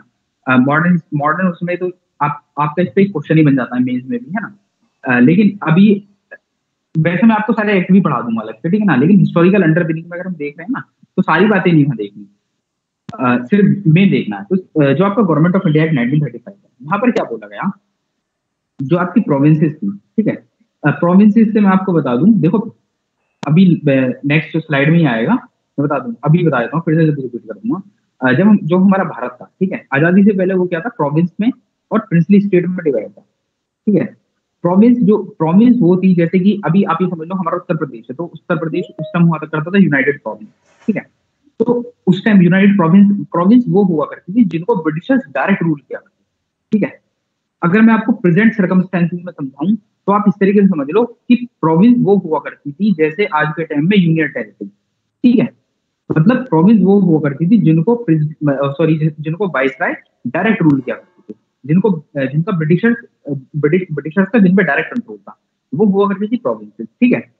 प्रिंसली स्टेट्स क्या हुआ करती थी, प्रिंसली स्टेट्स क्या उस टाइम वो प्रोविंस जो थी उस टाइम 11 नंबर, मतलब 11 थी, ठीक है। जो आपकी प्रिंसली स्टेट्स थी वो थी जो मतलब कहीं ना कहीं ब्रिटिशर्स ने उन्हें हरा दिया है, या फिर ब्रिटिशर्स की सुप्रीमेसी, है ना, उन स्टेट्स ने, उन राजाओं ने एक्सेप्ट कर लिया, ठीक है। वो हुआ करती थी प्रिंसली स्टेट्स। अब क्या था, उनपे भी इनडायरेक्ट कंट्रोल हुआ करता था, जैसे आज के टाइम में जो स्टेट्स होती है, जैसे हमारा राज्य है, ठीक है। मतलब क्या कि इंटरनल अफेयर है ना, जो उनका आंतरिक जो उनके मामले हैं, उनमें तो राजाओं को पूरी छूट है, भाई कुछ भी करें, लेकिन जो उनके बाहर है, मतलब एक तरीके से एक्सटर्नल जो उनके अफेयर है, ठीक है, उसमें क्या होगी, उसमें उनकी ब्रिटिशर्स की ही सुननी होगी, ठीक है। तो ये थोड़ा सा अंतर था आपकी प्रिंसली स्टेट्स में और प्रोविंसेस में, ठीक है। बार बार प्रोविंस जहां भी बोलूं आप समझ जाना, ये वो चीज थी जहां ब्रिटिशर्स का डायरेक्ट कंट्रोल था, ठीक है। और जहां स्टेट्स बोलूं उसमें आप ये समझ लेना, ये वो चीज थी जहां पर आपका क्या नाम है, इनडायरेक्ट कंट्रोल था, ठीक है। ये चीज आपको समझना है, ठीक है। तो आपका जो government of India 1935, hello, next page जब करना हो बता देना, ठीक है सर, बस एक सर बस 1 मिनट में कर देना, मैं बता दूंगा। तो जो आपका गवर्नमेंट ऑफ इंडिया 1935 था, इसमें बोला गया है कि जो आपकी प्रोविंसेस हैं, ठीक है, जो आपकी प्रोविंसेस हैं इनको यार ऑटोनॉमी दो। मैं आपको रीजन बताऊंगा, अभी तो आपको समझ नहीं आएगा, लेकिन मॉडर्न मतलब आपका हिस्ट्री में आता है मेनली चीज, क्योंकि अभी तो आपको होता क्या था, देखो उस टाइम क्या थे ना, लीडर्स क्या थे, नेशनल लेवल पे लड़ाई, मतलब एक तरीके से नेशनल लेवल पे थे सब। तो जो क्या नाम था इनको, जो आपकी जो प्रोविंस है ना, उनको ऑटोनॉमी, जो उनका स्वतंत्र अधिकार इसलिए दिया गया था, उसका एक बहुत बड़ा रीजन है। ब्रिटिशर जो भी करते थे ना, सच बताऊं, उनका एक रीजन हुआ करता था उसके पीछे, है ना। ऐसे ही वो कुछ नहीं करते थे, उनको हमारी कोई कंट्री से प्यार नहीं था, है ना, उनको सिर्फ अपना मोटिव दिखता था। उन्होंने जो प्रोविंस थी उनको ऑटोनॉमी इसलिए दी थी, प्रोविंस के पास पहले ऑटोनॉमी नहीं थी, मतलब क्या, प्रोविंस को जो ब्रिटिशर्स कहते थे वो ही मानना पड़ता था। लेकिन 1935 में कुछ ना कुछ उन्होंने ऑटोनॉमी दे दी, मतलब कुछ ना कुछ स्वतंत्र अधिकार दे दिया। वो दिया इसलिए गया कि जिससे कि जो लीडर्स हैं वो कहीं ना कहीं अपनी प्रोविंस की पॉलिटिक्स में रह जाएं, है ना, और नेशनल लेवल पे ना आए, है ना, कि जो नेशनल मूवमेंट चल रहा है इसमें ना पार्ट ले, और जो प्रोविंस है इन्हीं में थोड़ा इनको वो दे दो, इन्हीं में थोड़ी स्वतंत्रता दे दो, जिससे कि ये यहीं पर लगे रहें, ठीक है, यहीं पे थोड़ा थोड़ा इनको ये करते हैं, ठीक है। तो ये रीजन था एक तरीके से। तो प्रोविंस जो थी उनको एक तरीके से ऑटोनॉमी दे दी गई, है ना। वहां पर क्या था, एक तरीके से थोड़ी थोड़ी रिस्पॉन्सिबल गवर्नमेंट सेटअप होने लगी, चुनाव होने लगा, है ना, ये सब चीज थी। सेकेंडली क्या गया, जो पॉपुलेशन थी उस टाइम, वोटिंग राइट तो किसी को था नहीं, बहुत लिमिटेड वोटिंग राइट था, तो वोटिंग राइट दे दिया गया, बढ़ा दिया गया वोटिंग राइट। अब ये देखो 1935 में वोटिंग राइट बढ़ा दिया गया, कभी भी सिर्फ और सिर्फ जो उस टाइम 10% जनसंख्या थी इंडिया की, है ना, 10% of the population only have the voting right, ठीक है। तो जो 10% जनसंख्या थी उस टाइम सिर्फ वोटिंग राइट हुआ करता था। आपको जो प्री में तो इसमें बहुत सारे और पॉइंट हैं जो इंपॉर्टेंट रहते हैं, लेकिन आपको समझना है ना, तो आप ये समझना, जो ये है ना प्रोविंस को ऑटोनॉमी दे दी गई, ये बहुत इंपॉर्टेंट पॉइंट है, बार बार आया क्वेश्चन में, ठीक है ना, बार बार आता है पेपर में, ठीक है। तो ये चीज होगी, ठीक है। उसके बाद क्या हुआ, 1935 में फिर से कॉन्स्टिट्यूएंट असेंबली की मांग उठने लगी। ये इंडियंस की तरफ से मांग उठ रही थी, ठीक है, लोग मांग उठा रहे थे भाई ये संविधान सभा हो। फिर 1938 में और 1940 में जो उस टाइम सेशन हुआ करते थे ना कांग्रेस के हर साल, तो हर सेशन में यही बात उठती थी कि भाई अब हमें आजादी चाहिए, ठीक है ना, और अब जब आजादी चाहिए तो फिर एक कॉन्स्टिट्यूएंट असेंबली होनी चाहिए, है ना। तो नेहरू जी बार बार यही बात उठाते थे कि भाई अब कॉन्स्टिट्यूएंट असेंबली चाहिए हमें, अब एक हमें संविधानिक सभा चाहिए, और वो संविधान सभा उसमें सिर्फ और सिर्फ इंडियंस होंगे, है ना। आप जो ये बोल बच्चन कर रहे हो ना, आप जो गवर्नमेंट ऑफ इंडिया एक्ट 1919 बना रहे हो, कभी साइमन कमीशन ला रहे हो, ठीक है, कभी आप गवर्नमेंट ऑफ इंडिया एक्ट 1935 कर रहे हो, हमें इससे कोई मतलब नहीं है ना। हमें तो अपनी एक कॉन्स्टिट्यूएंट असेंबली चाहिए अब, ठीक है, जिसमें हम खुद इंडियन, खुद भारतीय होंगे, और जो हम अपने लिए लॉ बनाएंगे, ठीक है, ये सब चीज थी, ठीक है। और उस जो भी कॉन्स्टिट्यूएंट असेंबली होगी उसमें हमें ना तो कोई बाहर का इंटरफेरेंस चाहिए, कि मतलब क्या, उसमें सिर्फ और सिर्फ इंडियंस होंगे, सिर्फ और सिर्फ भारतीय होंगे, ठीक है, ये सब चीजें थी। अब आप सब लोगों को पता है 1935 आपका 1939 1940 के टाइम में आपका कहीं ना कहीं ये सिचुएशन प्रिवेल हो रही थी कि वर्ल्ड वॉर फिर से होने वाली है ना, वर्ल्ड वॉर एक्चुअली हो भी गई थी 1941 में, ठीक है। तो 1940 के टाइम पे, है ना, जब ब्रिटिशर्स को दिख रहा था, है ना, अंग्रेजों को दिख रहा था यार कहीं ना कहीं कंट्री में फिर से बहुत ज्यादा एक एजिटेशन है ना, एक विद्रोह है हमारे खिलाफ, तो उन्होंने क्या करा, अगस्त ऑफर 1940 को ध्यान रखना पड़ता है ना, अगस्त ऑफर 1940 में कॉन्स्टिट्यूएंट असेंबली की जो डिमांड थी वो मान ली गई, ठीक है, कि उन्होंने मान लिया कि भाई संविधान सभा होगी, ठीक है, मान लिया उन्होंने। अगस्त ऑफर 1940 में पहली बार ब्रिटिशर्स ने ये माना कि कॉन्स्टिट्यूएंट असेंबली हम बनाएंगे, ठीक है। पहली बार रिस्पॉन्सिबल गवर्नमेंट की कब मांग हुई थी, जो ब्रिटिशर्स ने हाँ समझा था वो हुआ था आपका 1917 में, है ना। पहली बार अगर ब्रिटिशर्स ने कभी रिस्पॉन्सिबल गवर्नमेंट हम भारतीयों को देंगे वो समझा था वो 1917 में, उससे पहले तो बोलते थे भाई कोई आजादी नहीं मिलेगी, कोई कुछ नहीं मिलेगा, है ना। लेकिन और उसके बाद पहली बार जो नेहरू जी पिछले 2-3 सालों से कर रहे थे 1938 1939 40s में, जो वो बार बार मांग कर रहे थे, है ना, हर सेशन में ये मांग उठा रहे थे कि भाई ये संविधान सभा दो यार हमें, है ना, हम भी अपने लॉ बनाएंगे, ठीक है। तो वो कहीं ना कहीं अगस्त ऑफर में मान ली गई, ठीक है। उसका रीजन ये था, मैं आपको बता रहा हूँ ना, कोई भी चीज ऐसी नहीं थी, ब्रिटिशर्स बहुत चालू चीज थे, है ना, वो मतलब यार दे आर वेरी क्लेवर, वो कुछ भी चीज विदाउट मोटिव करते ही नहीं थे, उन्हें दिख रहा था कहीं ना कहीं कि वर्ल्ड वॉर सेकंड होने वाली है ना, द्वितीय विश्व युद्ध होने वाला है, ठीक है। तो उनको पता था कि अगर इंडिया के अंदर हमारी सरकार के लिए विद्रोह होगा या इंडिया के लोग वॉर में पार्ट नहीं करेंगे तो कहीं ना कहीं हम हार सकते हैं, तो वो पहले से तैयारी कर चुके थे, है ना। तो 1940 में जब एक्चुअली वॉर स्टार्ट भी नहीं हुई थी, तो अगस्त ऑफर 1940 में उन्होंने नेहरू जी की बात मानी, ठीक है। सर स्लाइड चेंज कर दीजिएगा, ठीक है। तो 1940 में उन्होंने क्या था, नेहरू जी की बात मान ली गई, ठीक है। तो यहाँ तक ये सब चीजें, ठीक है। अगर आपको क्वेश्चन आता है ना मेंस में कि किस तरीके से कॉन्स्टिट्यूशन इवॉल्व हुआ है या कॉन्स्टिट्यूंट असेंबली इवॉल्व हुआ, आपको यही सब लिखना है, ठीक है। लक्ष्मीकांत से एक बार पढ़ लेना है ना इसको जरूर, जो भी हिंदी में भी हो और इंग्लिश में भी। लेकिन मैं आपको सच बताऊं तो आप जब एग्जाम दोगे ना यार, आप कितनी प्रैक्टिस कर लो, आपको लगेगा यार इतना मैंने पढ़ लिया है ना। पेपर में लिखने होते हैं 200 वर्ड, है ना, 200 वर्ड भर जाते हैं। मैं बताऊं आपको सर ये वाली नहीं है सर, मैं बता रहा हूँ ऊपर लिखा कंपोजिशन ऑफ कॉन्स्टिट्यूएंट असेंबली, ये लिखा होगा टॉपिक से। आगे पीछे हो रही ना, हाँ सर यही ओके ये सर, ठीक है। तो मैं क्या, हाँ तो आपको ना ये जितने मैंने पॉइंट लिखे ना, यही बस आपको वहाँ याद आएंगे और यही लिखने हैं, ठीक है। यही इसी तरीके से आपको बात, देखो मेंस क्या चीज है यार, मैं आपको एक चीज बताऊं, अगर आप 10 नंबर का क्वेश्चन है, अगर आप उसमें 10 पॉइंट लिख के आते हो ना अलग अलग, तो आपको अच्छे नंबर मिलेंगे, है ना। आप 10 नंबर के क्वेश्चन में 2 या 3 पॉइंट लिख कर आ रहे हो बहुत ही अच्छे, तो भी मत समझना कि आपको बहुत अच्छे नंबर मिलेंगे, क्योंकि जितनी ज्यादा आप डायमेंशन कवर करोगे ना, उतना ज्यादा आपको नंबर मिलेंगे, ठीक है। इस चीज को बिल्कुल ध्यान रखना, चाहे कोई सा भी पेपर, मतलब आंसर राइटिंग कभी भी कर रहे हो, कोई सा भी पेपर लिख रहे हो, ठीक है। इसलिए मैं आपको बस बताता रहता हूँ पढ़ाई के अलावा भी, क्योंकि कई बार क्या होगा, आपको बहुत नॉलेज होगी, है ना, आपने बहुत पढ़ रखा होगा। मेरे बहुत दोस्त हैं यार जो बहुत, मतलब मेरे से कितने ज्यादा होंगे, लेकिन बहुत बार मेंस में रह जाते हैं। उसका रीजन ये है कि यार आप ना एक ही, मतलब कोई भी टॉपिक है ना, अगर मान लो मैंने आपको टॉपिक बताया यही, है ना, हिस्टोरिकल बैकग्राउंड क्या रहा, है ना, जैसे मैंने आपको बताया गवर्नमेंट ऑफ इंडिया 1919, अब ऐसा ना हो कि आप इसी के बारे में सब कुछ लिख के आए, बाकी के लिए आपके पास जगह ही नहीं है ना। तो आपको क्या करना है, डायमेंशन कवर करनी है अलग अलग, है ना। आपको सब बताना है कि ब्रिटिशर्स क्या सोच रहे थे, इंडियंस की तरफ से क्या क्या बात उठ रही थी, कि पहली बार एमएन रॉय ने बात करी, फिर नेहरू जी बार बार क्या थे, जो उस टाइम सेशंस हुआ करते थे बार बार कांग्रेस के, उसमें मांग उठा रहे थे, है ना। और फिर अगस्त ऑफर में अल्टीमेटली वो एक्सेप्ट कर लिया गया, ठीक है। तो ये सब चीजें आपको बात बतानी है, ठीक है, ये सब चीजें, ठीक है। अब जब ये बात कर ली गई, अब जब ब्रिटिशर्स ने ये मान लिया कि हाँ भाई चलो हम आपके लिए संविधान सभा बनाएंगे, है ना, हम आपके लिए कॉन्स्टिट्यूंट असेंबली बनाएंगे, ठीक है। तो अब क्या मैं आपको बताऊं, ब्रिटिशर्स, मैंने आपको बार बार बताया यार, वो किसी के वो नहीं थे, ठीक है ना, उनको सिर्फ अपने इंटरेस्ट से मतलब था। वो कुछ भी काम करते थे ना, वो इस तरीके से काम करते थे अल्टीमेटली उनका ही फायदा हो।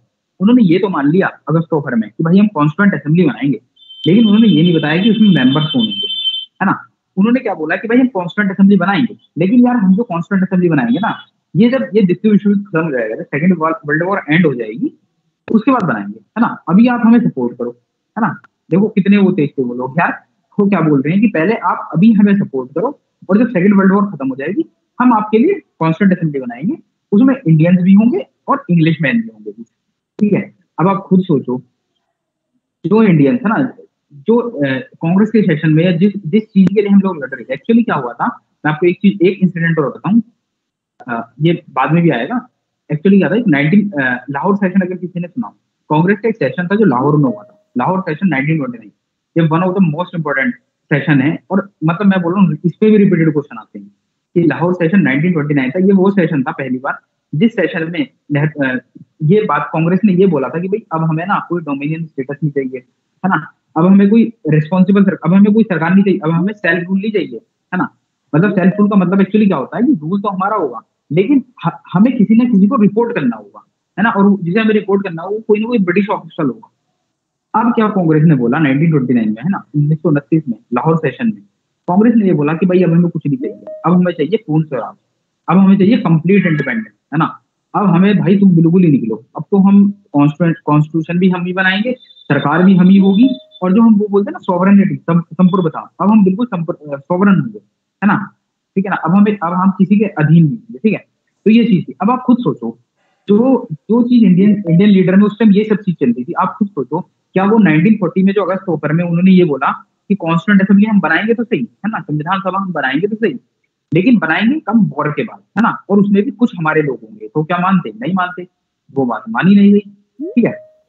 उन्होंने माना ही नहीं कि भाई कौन क्या होगा, ठीक है ना, ये सब कुछ भी नहीं माना गया, ठीक है। फिर क्या होता है आपका, सबसे पहले तो ठीक है ना, अगस्त ऑफर क्या था आपका, फेल हो गया था उसमें, ठीक है, अगस्त ऑफर में कुछ नहीं था, अगस्त ऑफर बिल्कुल कंप्लीटली फेल हो गया था। फिर 1941 में वॉर स्टार्ट हो गई, ठीक है, और ब्रिटिशर्स को पता था यार अगर इंडियन सपोर्ट नहीं करेंगे तो हम वॉर में हार जाएंगे कहीं ना कहीं।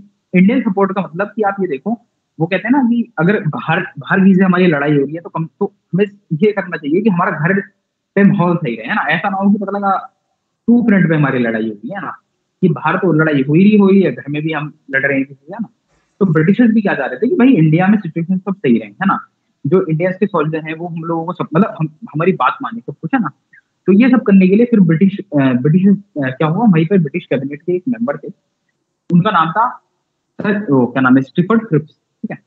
उनको इंडिया भेजा गया 1946 के टाइम पे, ठीक है। उनको भेजा गया और उनको भेजा गया और इसी चीज को बोलते हैं क्रिप्स मिशन, ठीक है। 1942 में, क्योंकि अगस्त ऑफर फेल हो चुका था, है ना। अगस्त ऑफर में जो संविधान सभा बनाने की बात थी, जो इंडियंस बोल रहे थे वो ब्रिटिशर्स कुछ और बोल रहे थे, तो एक बात बन नहीं पाई। तो क्या हुआ, फिर वो फेल हो गए। तो 1942 में सर स्टीफर्ड क्रिप्स इंडिया भेजे गए और इसी मिशन का नाम था क्रिप्स मिशन, ठीक है। इन्होंने एक ड्राफ्ट प्रपोजल रखा, इंडियंस के जो लीडर थे उस टाइम, ठीक है। तो उस ड्राफ्ट प्रपोजल में ये था कि भाई चलो ठीक है, इंडियंस ही होंगे सब कुछ, है ना, इंडियंस होंगे सब कुछ होंगे, है ना, हमने बात सब मान ली, लेकिन ये बात फिर भी यही कर रहे थे कि वॉर के बाद होगी, है ना, कि वॉर के बाद बनाएंगे, ठीक है। पहली चीज तो ये थी, ठीक है। और दूसरी चीज ये बोल रहे थे कि कॉन्स्टिट्यूएंट असेंबली तो बनाओगे आप, ठीक है, सब बढ़िया है, लेकिन कॉन्स्टिट्यूएंट असेंबली में लोग कैसे आएंगे, है ना। अब मान लो कॉन्स्टिट्यूएंट असेंबली है, संविधान सभा बनेगी, उस टाइम मान लो 1942 में संविधान सभा बनी, तो भाई ये तो बताओ इसमें मेंबर्स कैसे कैसे आएंगे, कौन इसमें चुना जाएगा, कौन नहीं चुना जाएगा, इसका कुछ बेसिस तो होगा, ठीक है। तो जो आपका क्रिप्स मिशन था उसने जो एक ड्राफ्ट रखा था, अभी फाइनल नहीं था, ड्राफ्ट ही रखा था, उसने ये बोला, ठीक है, उसने ये बोला कि भाई उसमें मेंबर्स कैसे कैसे आएंगे। एक्चुअली अगर आप मेंबर्स समझ रहे हो ना, मेरा मेंबर्स कहने का मतलब है, देखो जो मैंने सबसे ऊपर लिख रखा है कि प्रिंसली स्टेट से कैसे मेंबर आएंगे, है ना। आपकी उस टाइम 560 के करीब प्रिंसली स्टेट्स थी, तो उनसे मेंबर कैसे आएंगे, है ना। मेंबर प्रिंसली स्टेट मैंने बता दिया था, जो कंप्लीटली जो पूर्णतः ब्रिटिशर्स के कंट्रोल में नहीं थी, है ना। मतलब क्या, जो उनका आंतरिक मामला था वो राजा की वहां चलती थी, है ना, ठीक है। वहां राजा अपने हिसाब से आंतरिक मामले चला सकते थे, लेकिन क्योंकि राजा ने, है ना, राजा ने क्या था, ब्रिटिशर्स की सुप्रीमेसी एक्सेप्ट कर रखी थी, तो ब्रिटिशर्स उन्हें कुछ करते नहीं थे, है ना। उन्हें पता है यार वैसे ही हमारे रूल में, है ना, हम क्यों फालतू की झंझट करें, और है ना इतना एडमिनिस्ट्रेटिव झंझट पाले अपने लिए, ठीक है। तो वो क्या थे, कहीं ना कहीं प्रिंसली स्टेट्स को ऐसे ही छोड़ दिया करते थे, लेकिन क्या था, जो उनके एक्सटर्नल अफेयर्स थे, है ना, उनको ब्रिटिशर्स की वो करते थे। तो वहां से कैसे लोग आएंगे, है ना, मेंबर्स आएंगे, ब्रिटिश इंडियन जो ब्रिटिश प्रोविंसेस हैं जो 11 थी उस टाइम, जैसे जो आज का उत्तर प्रदेश, उस टाइम यूनाइटेड प्रोविंस हुआ करता था, वहां से कैसे लोग आएंगे, है ना, मेंबर्स आएंगे। उसके बाद जो डिप्रेस्ड क्लास है ना, उनका कैसे रिप्रेजेंटेशन होगा, फिर मुस्लिम्स कैसे आएंगे, मुस्लिम लीग कैसे आएंगे, तो ये सब बातें होती थी। कांग्रेस के कितने मेंबर्स आएंगे, ये सब उस टाइम बात हुआ करती थी। तो जो क्रिप्स मिशन था उसने ये बात बोली, देखो अब एक ध्यान से सुनना, उसने क्या बोला कि जो आपका प्रोविंस है, ठीक है, प्रोविंस के जो मेंबर्स आएंगे वो तो आएंगे चुने हुए मेंबर, है ना, ठीक है ना, वो इलेक्टेड मेंबर्स होंगे, ठीक है, प्रोविंस से, ठीक है, प्रोविंस से जो मेंबर होंगे वो होंगे इलेक्टेड मेंबर। जो आपके प्रिंसली स्टेट्स हैं वहां से क्या होंगे, नॉमिनेटेड मेंबर्स, ठीक है, ये उन्होंने बोला। पहली चीज तो क्या बोली कि जो आपके प्रोविंस है ना, जिनको हम डायरेक्ट रूल करते हैं, ठीक है, वहां से क्या होंगे, वहां से तो हम इलेक्शन कराएंगे, ठीक है, वहां से तो हम इलेक्शन कराएंगे, क्योंकि कहीं ना कहीं जो गवर्नमेंट ऑफ इंडिया 1935 था ना, मैंने आपको बताई थी, ऑटोनॉमी दे दी गई थी, है ना, उनको कुछ अधिकार दे दिए गए थे, है ना, रीजन भी बताया था मैंने आपको कि जिससे कि वो प्रोविंस की एक तरीके से आप ये समझ लो उत्तर प्रदेश की राजनीति में ही रह जाए, नेशनल राजनीति में ना आए, है ना, ये समझ लो, है ना। तो उस टाइम क्या था, एक तरीके से जो यूनाइटेड प्रोविंस की जो राजनीति है उसमें रह जाए और नेशनल लेवल पे ना आए, है ना। तो इसलिए गवर्नमेंट ऑफ इंडिया एक्ट 1935 में उनको कहीं ना कहीं ऑटोनॉमी दे दी गई थी, है ना। तो फिर वहां पे चुनाव हुआ था, तो इसलिए चुनाव हुआ था, तो वहां से क्या करा गया, जो प्रोविंस के जो मेंबर्स होंगे उनको तो भाई हम चुन के ही लेंगे, है ना, उनको हम इलेक्शन से लेंगे। उसके बाद जो आपकी प्रिंसली स्टेट्स हैं वहां हम नॉमिनेशन कराएंगे, मतलब हम वहां नामित सदस्य लेंगे, है ना। जो आपकी प्रिंसेस हैं, जो प्रिंस जिनको नॉमिनेट कर देंगे, है ना, ठीक है। मतलब क्या था, जो जैसे आपकी 562 प्रिंस थी ना, इनका ग्रुप बना लिया गया था, है ना, 3-4 स्टेट को मिला, प्रिंसली स्टेट को मिला के एक ग्रुप, तो इस तरीके से था। तो फिर जो तीसरी चीज बोली गई, जो सबसे ही इस क्रिप्स मिशन की वो थी वाहियात चीज, है ना, वो ये थी, इन्होंने ये बोला क्रिप्स मिशन में जो प्रपोजल था वो ये बोला गया कि अगर कोई प्रोविंस चाहे, ठीक है, अगर कोई प्रोविंस चाहे, है ना, तो वो उस कॉन्स्टिट्यूशन में, मतलब वो अपने लिए सेपरेट कॉन्स्टिट्यूशन बना, है ना। उन्होंने क्या बोला कि भाई अगर कोई प्रोविंस चाहे, है ना, एग्जाम्पल लो, मान लो कि क्या नाम है, इंडिया में कोई कमेटी बैठे और वो ये बोले कि अगर भारत चाहे, है ना, अगर उत्तर प्रदेश चाहे तो वो अपने लिए एक अलग संविधान बना सकता है ना, ठीक है, अपने लिए एक अलग संविधान बना सकता है, अपने लिए अलग संविधान बना सकता है, वो एक प्रेसिडेंशियल फॉर्म में आज के टाइम में। लेकिन उस टाइम क्या था, क्योंकि यार हम तो आजाद भी नहीं थे, है ना, कहीं ना कहीं पहले से ही पार्टीशन की जो एक तरीके से बातें हो रही थी। मुस्लिम लीग हमेशा ये बोलती थी कि भाई हमें पार्टीशन चाहिए, हमें क्या चाहिए, मुस्लिम जहां मेजोरिटी में वो जगह चाहिए, है ना। तो ऊपर से ब्रिटिशर्स भी क्या कर रहे थे, वो भी डिवाइड एंड रूल की राजनीति खेल रहे थे। उन्होंने क्या बोला कि अगर कोई प्रोविंस चाहेगी अलग होना इस कॉन्स्टिट्यूशन से या इस नई कॉन्स्टिट्यूशनल बॉडी से, तो वो अलग हो सकती है, ठीक है। तो ये सब चीज थी। तो ये मैंने आपको तीनों चीज बताई ना। तो अब देखो कांग्रेस क्यों मना कर देगी इसको, और मुस्लिम लीग। देखो मुस्लिम लीग तो सिर्फ मैं बताऊं 1939 के बाद बिल्कुल क्लियर हो गया था मुस्लिम लीग को और मोहम्मद जिन्ना को बिल्कुल क्लियर हो गया था, हमें भाई एक अलग देश चाहिए, है ना। अब हमें इंडिया में रहना नहीं है, हमें चाहिए एक अलग देश, ठीक है। तो चाहे कोई एक्ट हो, चाहे वो अगस्त ऑफ 1940 हो, चाहे वो आपका क्रिप्स मिशन 1942 हो, चाहे इसके बाद वेवल प्लान आएगा, है ना, वो मॉडर्न का टॉपिक है आपका ना, वेवल प्लान हुआ, या उसके अलावा आपका कैबिनेट मिशन प्लान हुआ, उन्होंने कुछ नहीं मानना। चाहे ब्रिटिशर्स ने कुछ भी दिया, चाहे कांग्रेस ने भी कुछ भी दिया, है ना। इवन मैं आपको बताऊं, जब हम लोगों का देश आजाद हो गया था, ठीक है ना, तो महात्मा गांधी ने इवन मोहम्मद जिन्ना को ये तक बोला था कि भाई आप जो इंडिया की पहली गवर्नमेंट है ना, जो इंडिपेंडेंट इंडिया की पहली गवर्नमेंट होगी, आप उसको लीड कर लेना, है ना। आप सबसे पहले इंडिया के पीएम बन लेना, उसको आप लीड कर लेना। लेकिन मोहम्मद जिन्ना ने वो भी नहीं माना था, क्योंकि यार वो इतने ज्यादा एडमेंट थे, ठीक है ना। उनको सिर्फ और सिर्फ एक अलग राज्य चाहिए था, ठीक है ना, पाकिस्तान की फॉर्म, है ना। पाकिस्तान नाम बाद में आया 1940 के टाइम में, लेकिन उन्हें एक सेपरेट टेरिटरी चाहिए था, इसलिए वो तो कुछ मानेंगे। अगर पाकिस्तान की बात है तो वो मान लेंगे उस एक्ट को, अगर नहीं है तो नहीं मानेंगे, सिंपल, ठीक है। तो ये चीज है ना। तो उन्होंने तो बिल्कुल रिजेक्ट कर दिया, ठीक है, कि हम मुस्लिम लीग को नहीं मानेंगे। मुस्लिम लीग ने बिल्कुल रिजेक्ट कर दिया कि भाई हम नहीं मानेंगे, क्योंकि पाकिस्तान की तो बात है नहीं। दूसरी चीज क्या, क्योंकि इस एक्ट में कहीं भी ऐसा नहीं बोला है कि मतलब एक धर्म के लोग या मान लो ऐसा हो कि भाई 2-3 लाख लोग अगर चाहेंगे तो वो एक अलग नेशन बना सकते हैं, या एक अलग सेपरेट कुछ टेरिटरी बना सकते हैं, ठीक है ना। पॉपुलेशन को तो कुछ बोला ही नहीं था, लोगों का कोई बेस नहीं था। उन्होंने बोला था कि अगर प्रोविंस चाहे, है ना, अगर कोई उस टाइम का राज्य चाहे, वो उस टाइम अलग हो सकता था, ठीक है, ये चीज थी।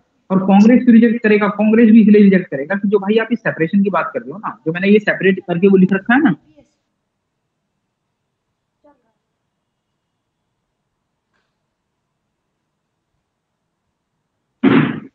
हाँ, मैंने जो ऊपर सेपरेट करके लिख रखा है ना, मैंने हाईलाइट कर रखा होगा, जो सेपरेशन का वर्ड था, सिर्फ जो कांग्रेस थी उनको इससे ही दिक्कत थी कि भाई जो आप इस सेपरेशन का वर्ड लिख रहे हो ना, इसका मतलब क्या है, ये तो आप पार्टीशन का न्योता दे रहे हो भारत, है ना। वही हम जिस यूनाइटेड भारत का सपना देख रहे हैं, आप उसी को तोड़ना चाह रहे हो, है ना। तो उन्होंने ये भी नहीं माना, है ना। तो अगर टॉपर भी फेल हो गया, है ना, उसमें भी संविधान सभा नहीं बन पाई, है ना ही कॉन्स्टिट्यूशन, ना ही संविधान तो बनना ही नहीं था भाई। जब सबसे पहले आप सोचो, सबसे पहले बनेगी कॉन्स्टिट्यूंट असेंबली, है ना, उसके बाद बनेगा कॉन्स्टिट्यूशन, है ना। सबसे पहले बनेगी आपकी संविधान सभा, उसके बाद बनेगा आपका संविधान, ठीक है ना। तो अभी तक संविधान सभा बन पाई, है ना कभी कांग्रेस में दिक्कत थी, कहीं ब्रिटिशर्स कुछ और चल रहे थे चाल, और कहीं आपका मुस्लिम लीग कुछ अलग कर दी थी, ठीक है। ये सब चीजें हो रही थी, है ना। मॉडर्न पढ़ोगे तो और ज्यादा क्लियर होगा, ठीक है। फिर आपको मैं बताऊं, आपका फिर चलता यही सब कुछ चलता रहा, है ना, फिर भी कुछ नहीं था। फिर क्या हुआ, आपका सेकेंड वर्ल्ड वॉर कहीं ना कहीं 1945 में एंड हो जाती है, ठीक है। सेकेंड वर्ल्ड वॉर आपकी एंड हो गई, ठीक है। उस टाइम वाइसरॉय थे, है ना, लॉर्ड वाइसरॉय, जो लॉर्ड वेवल उस टाइम वाइसरॉय थे, तो उन्होंने क्या बोला कि जो प्रोविंसेस हैं, ठीक है, जो आपकी 11 प्रोविंस है ना, उनमें चुनाव कराया जाएगा, है ना, उनमें चुनाव कराया जाएगा, और वहां से जो जीत के आएगा, अब उनको हम कॉन्स्टिट्यूंट असेंबली में भेज। मतलब लगभग 1945 में ये क्लियर होने लगा था कि अब इंडिया की आजादी एक तो दिखने लगी थी, है ना, कि अब इंडिया आजाद हो सकता है, और कहीं ना कहीं कॉन्स्टिट्यूंट असेंबली की वो बात कर रही थी, क्योंकि वेवल प्लान में कहीं ना कहीं कॉन्स्टिट्यूंट असेंबली की बात करने लगी। अब मैं आपको एक चीज बताऊं, मैंने लिखा नहीं है इसमें, क्योंकि यार ये सब ना आपका मॉडर्न का टॉपिक है, और दूसरी चीज आप बुक से पढ़ोगे, शायद बुक में वो भी लेक्चर में आते नहीं। रीजन क्या था कि ब्रिटिशर्स फिर से क्यों, अब ये देखो आप 1940 में इन्होंने अगस्त ऑफर भेजा, 1942 में इन्होंने क्रिप्स मिशन भेजा, 1942 के बाद डायरेक्ट इन्होंने 1945 में वेवल प्लान भेजा, है ना। अरे इतने चालू थे 1942 के बाद 1945 तक इन्होंने क्यों कुछ नहीं करा, क्योंकि 1942 के बाद 1940 तक फिर ब्रिटेन कहीं ना कहीं पावर मारी, जो सेकंड वर्ल्ड वॉर हो रही थी ना, ब्रिटेन उसमें कहीं ना कहीं विक्टोरिया से मर्ज हो रही थी, है ना। तो उनको लगा भाई हमें कोई नेगोशिएशन करने की जरूरत नहीं है इंडियन से, ठीक है, ना ही हमें कोई नेगोशिएशन करने की जरूरत है इंडियन से, है ना, कुछ भी करने की हम लोग को जरूरत ही नहीं। हाँ, लेकिन जब 1945 में क्या हुआ, ये 1945 में क्या होता है, आपका एक रिन रिवोल्ट होता है ना, रॉयल इंडियन नेवी, मतलब नेवी ने रिवोल्ट कर दिया, है ना, ठीक है, नेवी ने रिवोल्ट कर दिया था। उसके बाद जो आपने सुना होगा इंडियन नेशनल आर्मी, है ना, जो आपका सुभाष चंद्र बोस थे ना, ठीक है, उनके अंडर एक इंडियन नेशनल आर्मी का गठन हुआ था बाहर, उसने भी कहीं ना कहीं इंडिया पे रिवोल्ट करने स्टार्ट कर दिया था ना, और नेवी रिवोल्ट कर गई थी इंडिया की, है ना। तो जो रिन रिवोल्ट है ना, आप मॉडर्न इंडिया में पढ़ोगे, जो नेवी जिस टाइम अक्सर करना, नहीं भी तो रिन रिवोल्ट हुआ था उस टाइम, इसको बोला जाता है कि ये लास्ट नेल था in the coffin of the British Empire, है ना कि ये लास्ट कील थी ब्रिटिशर्स की कफन में, है ना, जो आपका रिन रिवोल्ट हुआ था 1946 के टाइम पे ही हुआ था। 1945 में लगभग इसकी नींव पड़ गई थी, है ना, 1945-90। तो फिर जब फिर से रिवोल्ट हो गए तो भाई इन्होंने फिर से भेजा रिबल प्लान, है ना। इन्होंने क्या बोला कि जो 11 प्रोविंस है, ठीक है, इनमें चुनाव करवाते हैं, है ना, और उसके बाद क्या करते हैं, मतलब इनमें फिलहाल चुनाव करवाते हैं, ठीक है, और उसके बाद क्या नाम है, देखेंगे कि ऐसे कॉन्स्टिट्यूएंट असेंबली बनाते हैं। यहाँ तक भी कॉन्स्टिट्यूएंट असेंबली नहीं बनी थी क्योंकि फिर से मुस्लिम लीग और कांग्रेस के बीच में कुछ ना कुछ लड़ाइयां रहती, यहाँ पे भी कॉन्स्टिट्यूएंट असेंबली नहीं बन पाई, ठीक है। फिर आपका आता है next cabinet mission. Cabinet mission में क्या हुआ, कैबिनेट मिशन बनाया मेन इसलिए गया था कि अब भाई भारत में जाओ, कैबिनेट मिशन के द्वारा इंडिया में जाओ और इंडिया में संविधान सभा का निर्माण करो, है ना। ब्रिटिश ये आप ये ध्यान रखना, कैबिनेट मिशन में 3 मेंबर थे, इसको बिल्कुल ध्यान रखना। यूपीएससी में 2017 में क्वेश्चन आया है और पीसीएस में कई बार रिपीट हुआ है ना कि कैबिनेट मिशन के मेंबर कौन कौन थे। तो कैबिनेट मिशन के मेंबर जो थे, ठीक है, मैं बता देता हूँ आपको। 1946 में भेजे थे, उस टाइम जो वहाँ पर प्राइम मिनिस्टर थे वो पीएम थे, उनका नाम था एटले। पीसीएस में तो ये भी आया है, लेकिन अब नहीं आएंगे, मेरा ये लगता है मेरे को ना, क्योंकि अब वो लेवल, मतलब अब बहुत अच्छा लेवल हो गया पीसीएस का भी, ये कभी पहले आया करते थे इस तरीके से। लेकिन हाँ, ये जो थे ना, जो आपका कैबिनेट मिशन है, इसके जो 3 मेंबर थे इनको बिल्कुल ध्यान रखना है ना। सबसे पहले थे आपके सर पैट्रिक लॉरेंस, सेकंड थे आपके स्टैफर्ड क्रिप्स, ये क्रिप्स वही थे जो क्रिप्स मिशन के टाइम पे थे, और थर्ड थे एबी अलेक्जेंडर। ये तो आपको ध्यान रखने हैं ना, इनको बार बार पढ़ना ध्यान हो जाएंगे। तो इन तीनों को भेजा गया इंडिया में कि भाई जाओ और इंडिया में एक कॉन्स्टिट्यूएंट असेंबली का निर्माण करो, है ना, संविधान सभा का निर्माण करो। लगभग जब इंडिया में कैबिनेट मिशन आया था, ये लगभग क्लियर हो गया था कि अब भारत बहुत जल्द आजाद होने वाला है ना। वो कहते हैं कि बस अब किसी भी टाइम ये काम होने वाला है, तो बस भारत उस टाइम लगने लगा था कि अब भारत बहुत जल्दी आजाद होने लगा है। और जिस कॉन्स्टिट्यूएंट असेंबली, जिस संविधान सभा के लिए, जिस कॉन्स्टिट्यूशन के लिए हम लोग इतने तब से लड़ रहे हैं, वो कहीं ना कहीं एक सच होने वाला, ठीक है। तो ये सब चीजें थी। तो जब कैबिनेट मिशन इंडिया में आया, ठीक है ना, कैबिनेट मिशन का काम ही ये था, कैबिनेट मिशन जो इंडिया में आया था उसका काम था इंडिया में कॉन्स्टिट्यूएंट असेंबली का निर्माण करना। तो जब उनका काम ही था संविधान सभा का निर्माण करना, तो वो लोग आए इंडिया में और उन्होंने पूरे इंडिया को फिर सीट्स में बांट दिया, है ना, कि प्रोविंस से कैसी सीट आएंगी, प्रिंसली स्टेट से कैसी सीट आएंगी, सब उन्होंने बांट दिया, है ना। तो ये सब चीज हुआ। मतलब क्या था, जो सपना मतलब इंडियंस ने देखा था कि हमारा भी संविधान होगा, है ना, हम भी आजाद होंगे, हम भी एक कॉन्स्टिट्यूशन बनाएंगे, हमारी भी एक संविधान सभा होगी, है ना, जो तुम ये बोल बच्चन कर रहे हो 1919 में, 1935 में, है ना, इससे भी हमारा छुटकारा मिलेगा और हम खुद अपने लॉ बनाएंगे, है ना। तो ये पहली बार माना कब गया, मैंने बताया आपको अगस्त ऑफर में। लेकिन असलियत में, है ना, जो सही में एक स्ट्रक्चर वो बन रहा था, वो बना आपका कैबिनेट मिशन जब इंडिया में, है ना। उन्होंने एक संविधान सभा का निर्माण किया, है ना, और उसमें ये सब जो फैक्ट्स है ना, इनको ध्यान रखना आप, है ना। उसमें ये बोला गया कि पूरे इंडिया को 389 सीट्स में डिवाइड कर दिया गया, ठीक है, पूरे इंडिया को 389 सीट्स में डिवाइड कर दिया गया, है ना। इसमें कुछ फैक्चुअली चीजें हैं ये सब, है ना। जो उस टाइम प्रिंसली स्टेट्स थी उनको 93 सीट्स दी गई। जो आपका ब्रिटिश इंडियन प्रोविंसेस थी, है ना, जो डायरेक्ट कंट्रोल में हुआ करती थी, वहां पर 296 सीट थी, ठीक है। फॉर्मूला सेम ही था इनका कि जो प्रिंसली स्टेट्स है वहां से नॉमिनेशन होगा, मतलब वहां पे जो मेंबर्स होंगे वो नामित हो गए, है ना, वो नॉमिनेट हो जाएंगे। और जो आपका ब्रिटिश इंडियन प्रोविंस है वहां से क्या होगा, इलेक्शन होगा, है ना। क्योंकि मैंने आपको बताया 1939 में भी वहां इलेक्शन हुआ था, 1945-46 में भी वहां इलेक्शन हुआ था, क्योंकि ना ऑटोनॉमी मिल गई थी कहीं ना कहीं। तो भाई जहां ऑटोनॉमी है वहां से तो इलेक्शन करवाना चाहिए, चुनाव करवाना चाहिए। तो ये चीज, ठीक है।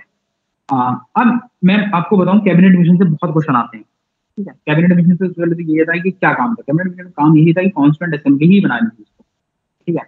किसी को ध्यान नहीं इसमें कितनी सीटें थी, प्रोविंस को कितनी दी गई, लेकिन हाँ ये चीज हमेशा ध्यान रखना कि जो प्रिंसली स्टेट्स थी वहां से जो मेंबर आने थे वो इलेक्शन से नहीं आने थे, वहां से नॉमिनेशन से आने थे।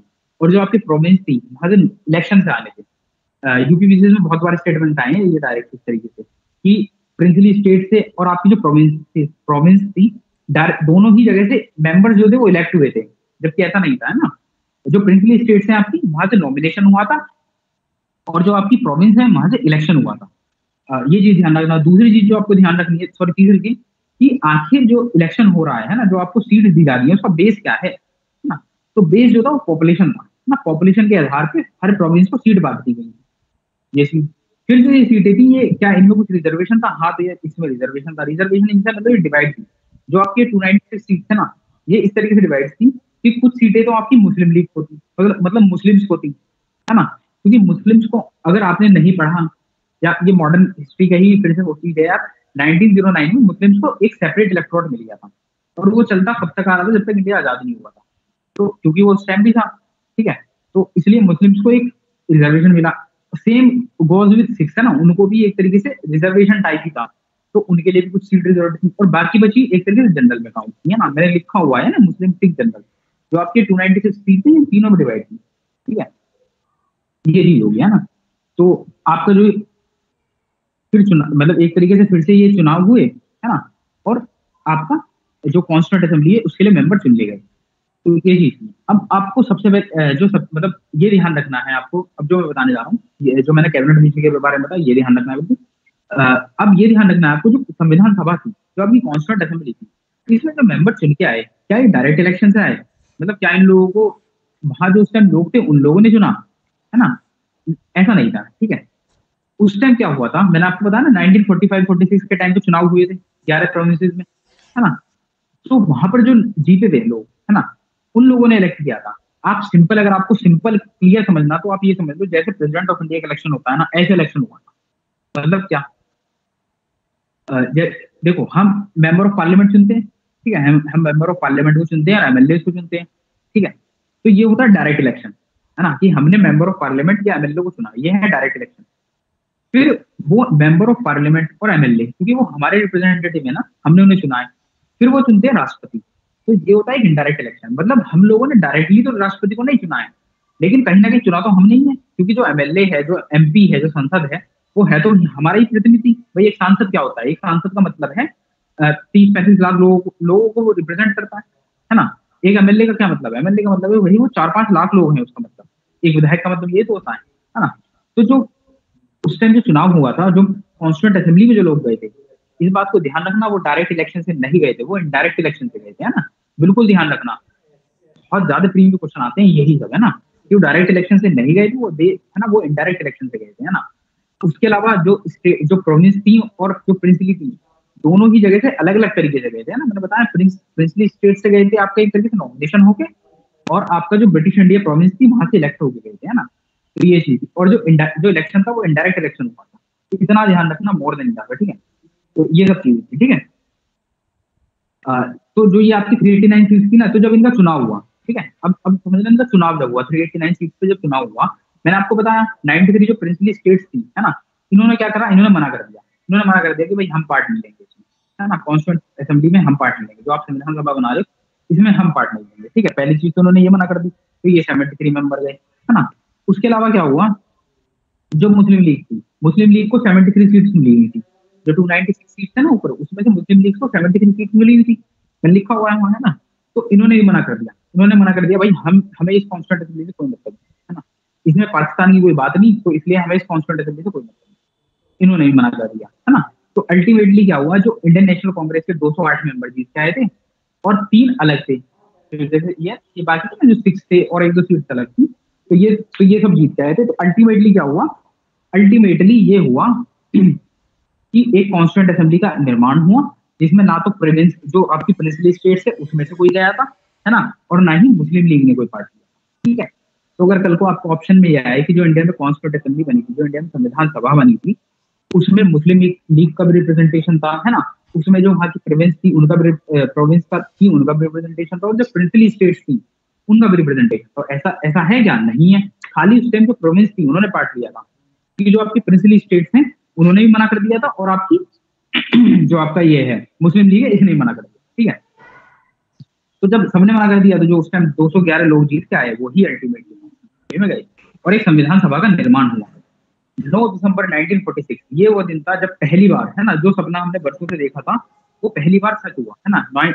9 दिसंबर 1946 को पहली बार संविधान सभा का निर्माण हुआ, कॉन्स्टिट्यूंट असेंबली का निर्माण हुआ, ठीक है, इस चीज को ध्यान रखना, ठीक है।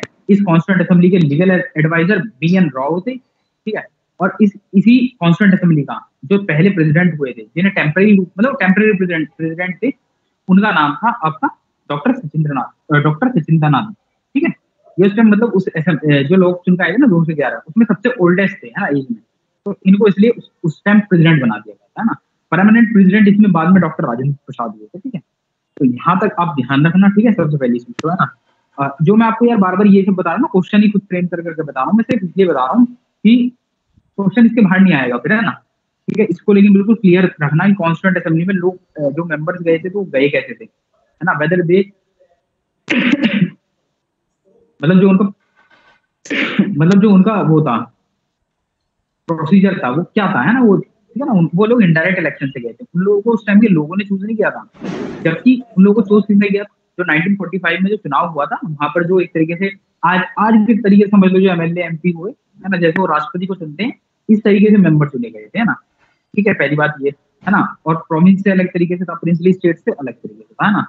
9 दिसंबर, ये सब जो मैं फैक्ट बार बार बता रहा हूँ ना, आप इसको ध्यान रखना। 9 दिसंबर 1946 में पहली बार कॉन्स्टिट्यूशन मीटिंग हुई थी। बीएन राव इसके लीगल एडवाइजर थे, है ना। उसकी जो वो भी करवा दूंगा, फिर मैं उसका डाटा कैसे करूंगा, हार्ड डिस्क में अलग डाल लोगे? इसके ओल्डेस्ट मेंबर थे, ठीक है ना, और 211 इसमें अटेंडेंट थे। 211 तो कोई ध्यान रखने की जरूरत नहीं। सब पेज नेक्स्ट कर दीजिए एक बार। ये वाला पेज लगा दीजिए, मेकिंग ऑफ इंडियन कॉन्स्टिट्यूशन।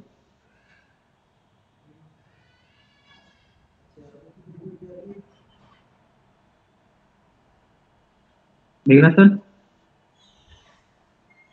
चलो, अच्छा ये बताओ यहाँ तक कोई दिक्कत? किसी को कोई डाउट है? ये क्या थे ना, 211 जो मेंबर आए थे ना, उनमें से एक मेंबर थे, ठीक है। ये उस टाइम के क्या थे, जो ये कॉन्स्टिट्यूएंट असेंबली थी ना, जो संविधान सभा बनी थी, अब उसको कोई प्रेसिडेंट तो चुना जाना था ना, जो मतलब जो आज के टाइम में जैसे स्पीकर होते हैं ना, जैसा पार्लियामेंट, उसमें एक जो स्पीकर बैठते हैं ना, तो इस तरीके से प्रेसिडेंट चुना जाना था। तो उस टाइम डॉक्टर सचिंदानंद को चुना गया था, क्योंकि इन्हें चुना भी इसलिए गया था क्योंकि सबसे ओल्डेस्ट मेंबर सिर्फ ये है। और कुछ किसी को पूछना? जितना मैंने पढ़ाया इसमें यार किसी को कोई doubt? No sir. No sir. No sir. समझ में आ गया? समझ तो आ रहा है ना यार? No sir. Yes sir. हाँ ठीक है ना। और उसके अलावा देखो फिर आपका अभी ये टॉपिक मतलब कंटिन्यूएशन में ही है। ये क्या था आपका, एक तरीके से हिस्टोरिकल अंडरपिनिंग बोलते हैं इसको। मतलब यहाँ तक क्या थी, अब हमारी संविधान सभा बन गई है ना, अब हमारी कॉन्स्टिट्यूएंट असेंबली बन गई है ना, अब हमारा ठीक है, हमारी कॉन्स्टिट्यूएंट असेंबली बन गई यहाँ तक, है ना। अब देखो कहीं भी मैंने कॉन्स्टिट्यूशन की बात करी, मैंने बात करी कॉन्स्टिट्यूएंट असेंबली की, है ना। ये सारी लड़ाई जो होती है कॉन्स्टिट्यूशन असेंबली की थी, है ना।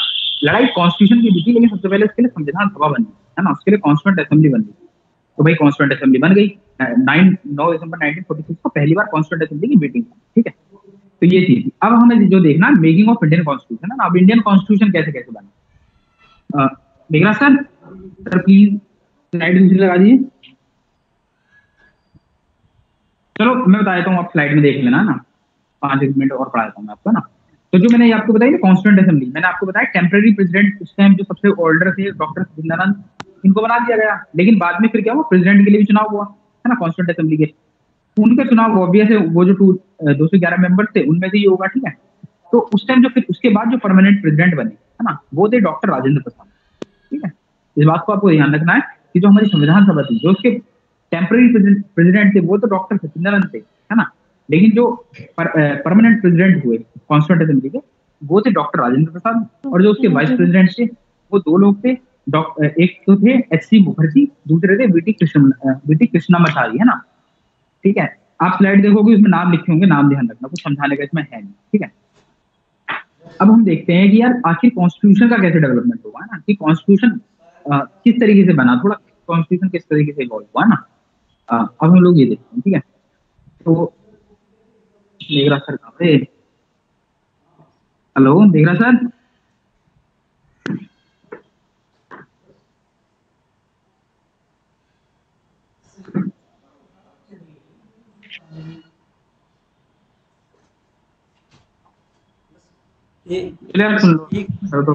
बात कर रहे हैं ना सर, मैं बढ़ा दूं आगे? हाँ मैं वही तो कह रहा हूँ सर, एक बार नेक्स्ट स्लाइड कर दीजिए, मेकिंग ऑफ इंडियन कॉन्स्टिट्यूशन। बता दीजिए आप कौन सी, ये हो गई? हाँ बता रहा हूँ, ये भी हो गई, ये मेकिंग, ये वाली, हाँ ये वाली सर, ओके। हाँ तो मैंने बता दिया आपको, लिखे हुए ऊपर नाम है ना, कि जो डॉक्टर राजेंद्र प्रसाद थे वो इसी कॉन्स्टिट्यूएंट असेंबली के फिर परमानेंट प्रेसिडेंट हुए जब चुनाव हुआ, है ना, जो 211 मेंबर्स में फिर से चुने गए, है ना। और वाइस प्रेसिडेंट आपके एस सी मुखर्जी थे, बीटी कृष्ण मसारी थे। ये आपके प्री में डायरेक्ट आएगा अगर आया तो, और आपको ये रटना है, सिंपली इसमें कुछ ना कुछ समझाने का है, ठीक है।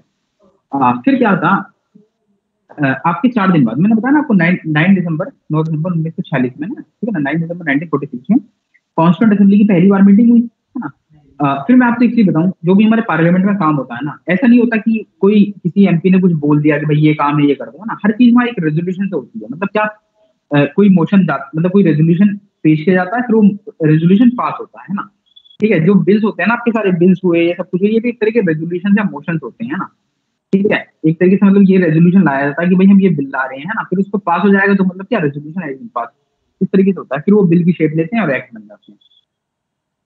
तो अगर कुछ भी बात करनी होती है पार्लियामेंट में, कॉन्स्टिट्यूंट असेंबली, वो थ्रू रेजोल्यूशन होती है ना। ऐसा नहीं कि भाई बोल बच्चन होता है कि भाई खड़े हो गए और बताने लगे भाई कि इंडिया में ऐसा होगा ऐसा होगा, ऐसा नहीं होता, ठीक है। तो आपको जो 2 डेट्स बताऊंगा वो ध्यान रखिए। एक डेट तो आपको 13 दिसंबर 1946 है ना, 13 दिसंबर 1946 में, ये वो दिन है जब, क्या नाम है आपका, नेहरू, ठीक है ना, जवाहरलाल नेहरू, ठीक है ना, इन्होंने कॉन्स्टिट्यूंट असेंबली की डिबेट, मतलब कॉन्स्टिट्यूंट असेंबली में सबसे पहले बार ऑब्जेक्टिव रेजोल्यूशन रखा, ठीक है। अब ये ऑब्जेक्टिव रेजोल्यूशन क्या बोला है ना, ऑब्जेक्टिव रेजोल्यूशन कुछ नहीं था। ऑब्जेक्टिव रेजोल्यूशन ये था कि अब जो हम कॉन्स्टिट्यूशन बनाने जा रहे हैं ना, अब जो हम कॉन्स्टिट्यूशन बनाने जा रहे हैं, इसकी रूपरेखा क्या होगी, जो संविधान बनाने जा रहे हैं, जो कॉन्स्टिट्यूंट असेंबली बनाने जा रही है संविधान, इसकी रूपरेखा क्या होगी, ठीक है, तो कैसे बनेगा, है ना। तो उसमें क्या बातें थी, उसमें वो सब बातें थी जो इंडिया ने फेस करी है ना, जो इंडिया ने क्या फेस करा, इंडिया ने फेस करा कि भाई कहीं ना कहीं इक्वालिटी नहीं थी इंडियंस और ब्रिटिशर्स में, तो भाई इक्वालिटी लाएंगे, है ना। तो उन्होंने क्या फेस करा, उन्होंने ये फेस करा कि भाई इंडियन फंडामेंटल राइट्स नहीं, तो भाई फंडामेंटल राइट दिए जाए इंडियंस को, है ना, मौलिक अधिकार दिए जाए। जो ये ऑब्जेक्टिव रेजोल्यूशन है, ये एक तरीके से क्या फिलॉसफी थी कॉन्स्टिट्यूशन की, है ना, कि मतलब कॉन्स्टिट्यूशन अब कैसे फ्रेम होगा, है ना। मतलब एक तरीके से नटशेल में बोले तो एक देश के लिए विजन था, है ना, कंट्री के लिए एक विजन थी कि अब देश कैसे बनेगा, है ना, कॉन्स्टिट्यूशन कैसे इवॉल्व होगा, कैसा इंडिया का कॉन्स्टिट्यूशन होगा, है ना। ये सब बातें थी कि भाई अब जो हमारा देश है वो अब एक इंडिपेंडेंट देश है ना, मतलब हम स्वतंत्र हैं, हम अब एक सॉवरन बॉडी है ना, मतलब क्या अब हम संपूर्ण है ना, रिपब्लिक है, मतलब क्या हम गणतंत्र है ना। अब हमारे ऊपर कोई राज्य नहीं है ना, अब हम बिल्कुल एक तरीके से आजाद हैं, ठीक है। जो उस टाइम क्या था, डिप्रेस क्लास जो सहा था, है ना, ये जो इंडियंस के लोगों ने सहा था, अब क्या था, थ्रू दिस ऑब्जेक्टिव रेजोल्यूशन, है ना, जो अल्टीमेटली जाके कॉन्स्टिट्यूशन की शेप लेगा, है ना, जो एक संविधान की शेप लेगा, है ना, उसमें ये सब बातें होंगी, है ना। जो जितने भी कांग्रेस के सेशंस हुए, है ना, या जितनी भी जहां से भी अच्छी बातें ली जा सकती थी, है ना, वो सब अब हम इस ऑब्जेक्टिव रेजोल्यूशन के थ्रू लेंगे, है ना, और टाइम टू टाइम जो कुछ भी ऐड करना वो ऐड करते जाएंगे, और अब हम एक अपने आप को एक कॉन्स्टिट्यूशन देंगे, है ना, अब हम अपने आप को एक संविधान देंगे। तो ये सब बातें थी, है ना। तो आपको ध्यान सिर्फ ये रखना है कि एक ऑब्जेक्टिव रेजोल्यूशन क्या था, ऑब्जेक्टिव रेजोल्यूशन लाया कौन था, जवाहरलाल नेहरू लाए थे, है ना। ये एक तरीके से इंडिया के लिए विजन था, है ना, कि इंडिया कैसा होगा, है ना, एक तरीके से इंडिया के लिए। आप सिंपल में बताऊं ना, ऑब्जेक्टिव रेजोल्यूशन को आप समझ सकते हो जैसे इंडिया का प्रेम्बल है ना, ठीक है। इंडिया का प्रेम्बल जैसे बताता ना कि इंडिया एक सेक्युलर नेशन होगा, इंडिया एक धर्मनिरपेक्ष नेशन होगा, है ना। तो फिर उसके बाद के बहुत सारे आर्टिकल है वो सब बताते हैं कि भाई कैसे कैसे धर्मनिरपेक्ष होंगे, है ना।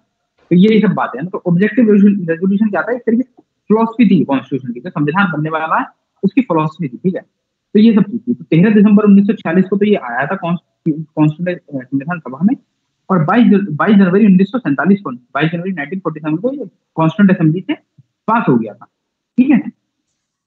और फिर क्या था, जो आपकी स्टार्टिंग में कॉन्स्टिट्यूंट असेंबली थी, मैंने आपको बताया वहां से तो जो आपके प्रिंसली स्टेट्स थे, है ना, वो उस टाइम नहीं जुड़े थे। लेकिन फिर जैसे जैसे कॉन्स्टिट्यूंट असेंबली में डिबेट चलने लगी, बात आने लगी, तो फिर धीरे धीरे जो प्रिंसेस थे उन्होंने अपने अपने सदस्य नामित करने स्टार्ट कर दिए, ठीक है। तो ये है ना।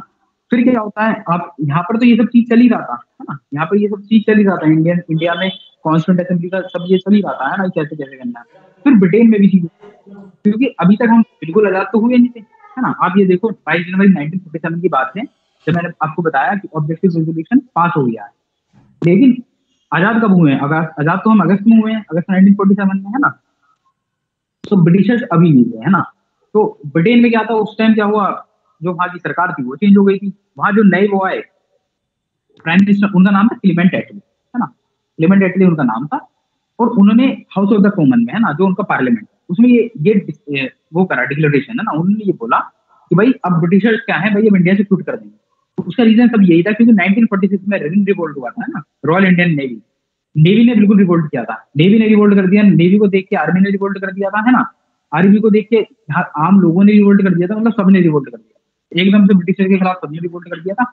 उधर से दूसरी तरफ से इंडियन नेशनल आर्मी बाहर से रिवोल्ट करती जा रही थी, तो मतलब ब्रिटिशर्स ना सब हर तरीके से टूट गए थे। उनको ये था कि अगर एक बार और मेजर कोई रिवोल्ट हुआ तो इस बार हम देश छोड़ेंगे या नहीं छोड़ेंगे, इंडियन हमें नहीं छोड़ेंगे, है ना, तो ये चीज थी, ठीक है ना। तो उन्होंने सोचा भाई क्यों ना पीसफुली हम खुद ही चले जाए इंडिया से, है ना। तो जो क्लेमेंट एटले थे उन्होंने बोला कि भाई वो तो बोल बच्चन के लिए सब बोलते हैं कि भाई हम इंडिया को वो दे रहे हैं ना, हम लोगों का जो एक वाइट्समैन बर्डन था वो हमने उतार दिया है ना, ठीक है, हम लोगों ने इंडिया को सिविलाइज कर दिया है, ये सब बोल बाल के अब हम इंडिया को फ्री कर रहे हैं, ठीक है। तो उन्होंने बोला कि जो ये थे आपके एटले, इन्होंने बोला कि 3 जनवरी 1948 है ना, 3 जनवरी 1948 इस टाइम क्या था, इस टाइम क्या होगा, हम देश को छोड़ देंगे, इससे पहले हम देश को छोड़ देंगे, है ना।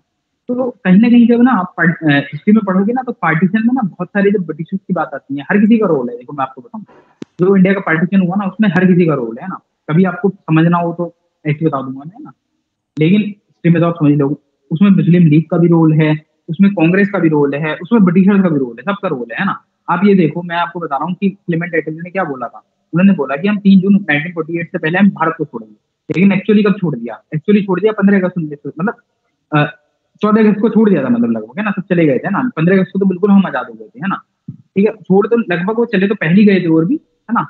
तो आप ये देखो कि जिस चीज को उन्हें 1948 में करना था वो उन्होंने इतनी हबड़ दबड़ मचा के वो सब कुछ एक साथ कर दिया ना, उनको कोई मतलब नहीं था कि इंडिया आजाद हो, इंडिया का पार्टीशन हो, कुछ नहीं, उनको तो सिर्फ ये था कि हम जाएं लेकिन इस कंट्री मतलब इस सब कॉन्टिनेंट को, है ना, इंडिया को एक ऐसा कर जाए पार्टीशन के रूप में, वो एक दर्द दे जाए, है ना, जो कभी आने वाली जनरेशन से भी नहीं वो हटा सके, है ना।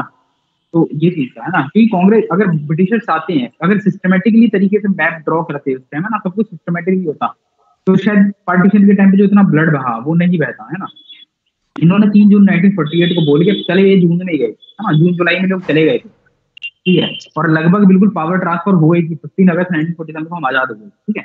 तो ये सब चीजें थी, है ना। तो प्राइम मिनिस्टर उस टाइम क्लेमेंट एटले थे, है ना, तो ये सब चीज थी। उन्होंने क्या करा, इंडिया में वाइसरॉय, नए वाइसरॉय वो करे, है ना, इनसे पहले जो वाइसरॉय तो लॉर्ड वेवर थे, फिर इन्होंने जो वाइसरॉय को नियुक्त किया उनका नाम था माउंटबेटन, है ना, और इन्हीं के नाम पे आता है माउंटबेटन प्लान।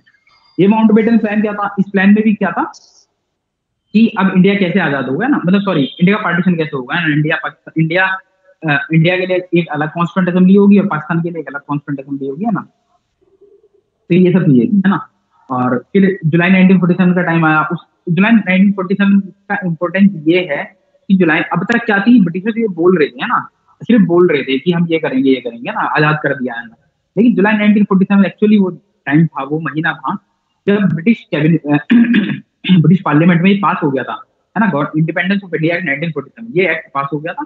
और ये एक्ट पास होने के बाद ये क्लियर हो गया था बिल्कुल कि अब इंडिया बिल्कुल आजाद हो चुका है ना। जुलाई में ये जब इंडिपेंडेंस ऑफ इंडिया एक्ट ये ब्रिटिश पार्लियामेंट में जैसे ही ये पास हुआ तो ये क्लियर हो गया था कि अब इंडिया बिल्कुल आजाद हो जाएगा और अब 2 यूनियन बनेगी, है ना, एक इंडिया होगा, एक पाकिस्तान होगा, है ना। तो क्योंकि एक्चुअली पाकिस्तान होगा तो भाई जो उसके मेंबर थे 73 मैंने बताया आपको कॉन्स्टिट्यूंट असेंबली में, वो भी नहीं होंगे। तो अब जो इंडियन कॉन्स्टिट्यूंट असेंबली में जो मेंबर बचे वो एक्चुअली बचे आपके 299 से, है ना, ये आप ध्यान रखना, ठीक है। फिर कॉन्स्टिट्यूंट असेंबली बनी, है ना। अब ये देखो, क्योंकि माउंटबेटन प्लान के बाद क्या था, एक्चुअली जुलाई 1947 में ये हो गया था कि अब 2 नेशन बनेंगे, एक इंडिया होगा, एक पाकिस्तान होगा। तो 299 सीट बची थी जो संविधान सभा में थी इंडिया की तरफ से, और फिर एक आजाद, है ना, एक आजाद कॉन्स्टिट्यूंट असेंबली, जब हम बिल्कुल आजाद हो गए, है ना, और क्या नाम है, पाकिस्तान की भी असेंबली, उनकी नेशन की असेंबली एक अलग बन गई, है ना। फिर एक इंडिपेंडेंट कॉन्स्टिट्यूंट असेंबली फिर इंडिया के लिए हुई, जिसमें खाली सिर्फ और सिर्फ अब इंडियंस थे, है ना। पहले क्या था, मुस्लिम लीग के मेंबर थे, है ना, लेकिन अब क्या था, सिर्फ और सिर्फ इंडियंस थे, है ना। मैंने बताया आपको, पहले क्या था, आपके दोनों थे और आपके अब क्या थे, अब सिर्फ और खाली इंडियंस थे, ठीक है। तो ये था, जुलाई 1947 में एक्ट पास हो गया था। 26 जुलाई 1947 को पाकिस्तान के लिए एक नई कॉन्स्टिट्यूंट असेंबली का गठन हो गया था, और 14 अगस्त 1947 ये वो दिन था जब इंडिपेंडेंट इंडिया की कॉन्स्टिट्यूंट असेंबली, है ना, ये मीटअप हुई थी, ठीक है। आप अगर आप 2 फैक्ट याद रखो कि संविधान सभा पहली बार कब गठन हुआ था, तो मतलब कब मिली थी, वो 9 दिसंबर 1946 से। दूसरा अगर आप फैक्ट याद रखो कि पहली बार इंडिपेंडेंट एक तरीके से ना, बिल्कुल आजाद, है ना, खाली बिल्कुल इंडियन जो कॉन्स्टिट्यूंट असेंबली थी वो कब मिली थी, वो उसकी डेट है 14 अगस्त 1947 है ना। 14 अगस्त 1947 ही वो दिन था जब मतलब सब कुछ हो रहा था, ठीक है ना। सब लोग पार्लियामेंट में थे उस टाइम जो था, है ना। और सब इसी वेट में थे कि जैसे ही 12 बजे है ना, जैसे ही 12 बजेंगे है ना, और जैसे ही 15 अगस्त होगा है ना, तो क्या होगा, वो दिन भी आ जाएगा कि जब भारत आजाद हो जाएगा, है ना। तो 14 अगस्त 1947 वो दिन था जब एक आजाद भारत की संविधान सभा मिली थी, है ना। क्योंकि एक्चुअली एक्ट तो पास हो ही गया था जुलाई में। अब तो सिर्फ एक ये था कि एक डेट डिसाइड हुई है कि 15 अगस्त 1947 को भारत क्लियरली आजाद हो जाएगा, है ना। तो ये चीज ठीक है। तो इंडिया बिल्कुल उस टाइम उस दिन आजाद हो गया, ठीक है। फिर क्या हुआ, धीरे धीरे काम बढ़ने लगा। अब जब इंडिया आजाद हुआ फिर कॉन्स्टिट्यूंट असेंबली जो होती है, अब इसको ही सब कुछ काम करना था, है ना। अब मैं आपको एक चीज बताऊं, मैंने इसमें लिख भी रखा है कि जो कॉन्स्टिट्यूंट असेंबली होती है, जो संविधान सभा होती है, उसका काम होता है संविधान बनाना, है ना। क्योंकि आप ये देखो संविधान सभा ने हमारे लिए संविधान बना दिया, ठीक है, उसके बाद वो खत्म हो गए, है ना। इसीलिए बहुत सारे केसेस आए हैं। जब जैसे मैं आपको बताऊं केशवनाथ भारती केस हुआ, मिनर्वा मिल्स केस हुआ, इसमें क्या हुआ, सुप्रीम कोर्ट ने बार बार बोला है कि अगर आप मैंने बताया ना आपको संविधान का मूल ढांचा, डॉक्ट्रिन ऑफ बेसिक स्ट्रक्चर, अगर आपको संविधान के मूल ढांचे को चेंज करना है तो आपको एक नई संविधान सभा चाहिए, तब आप चेंज कर सकते हो, है ना। क्योंकि आपको संसद, है ना, आप सिर्फ एक पार्लियामेंट हो, आप कॉन्स्टिट्यूंट असेंबली नहीं हो, है ना। आप कॉन्स्टिट्यूंट को चेंज नहीं कर सकते। कॉन्स्टिट्यूंट असेंबली को चेंज, अगर उसके मूल ढांचे को चेंज करना है तो उसको चेंज करने का अधिकार है एक नई संविधान सभा को। तो या तो नई संविधान सभा बनाओ, तो क्योंकि आप पार्लियामेंट हो, आप संसद हो, तो आप सिर्फ बेसिक चीजें चेंज कर सकते हो, है ना। तो यही सब चीजें बार बार बोलता है, ठीक है। तो लेकिन जो उस टाइम कॉन्स्टिट्यूंट असेंबली थी, जो उस टाइम संविधान सभा थी, उसके लिए तो यार दोनों काम थे। उसको तो क्योंकि कॉन्स्टिट्यूशन भी बनाना था और उस टाइम उसको लेजिस्लेटिव काम भी करना था, है ना, उसको कानूनी काम भी दे, ठीक है। तो जो उस टाइम कॉन्स्टिट्यूंट असेंबली थी, क्या नाम है, उस टाइम वो दोनों काम कर रही थी, ठीक है ना। तो ये सब चीजें आपको ध्यान रखना है, ठीक है ना यार। अब 7:15 हो गए, बाकी चलो हम कल करते हैं। अब ये बताओ, किसी को कुछ पूछना हो इतने में तो पूछ लो, और जिसको फंडामेंटल राइट्स में डाउट था वो पूछे यार।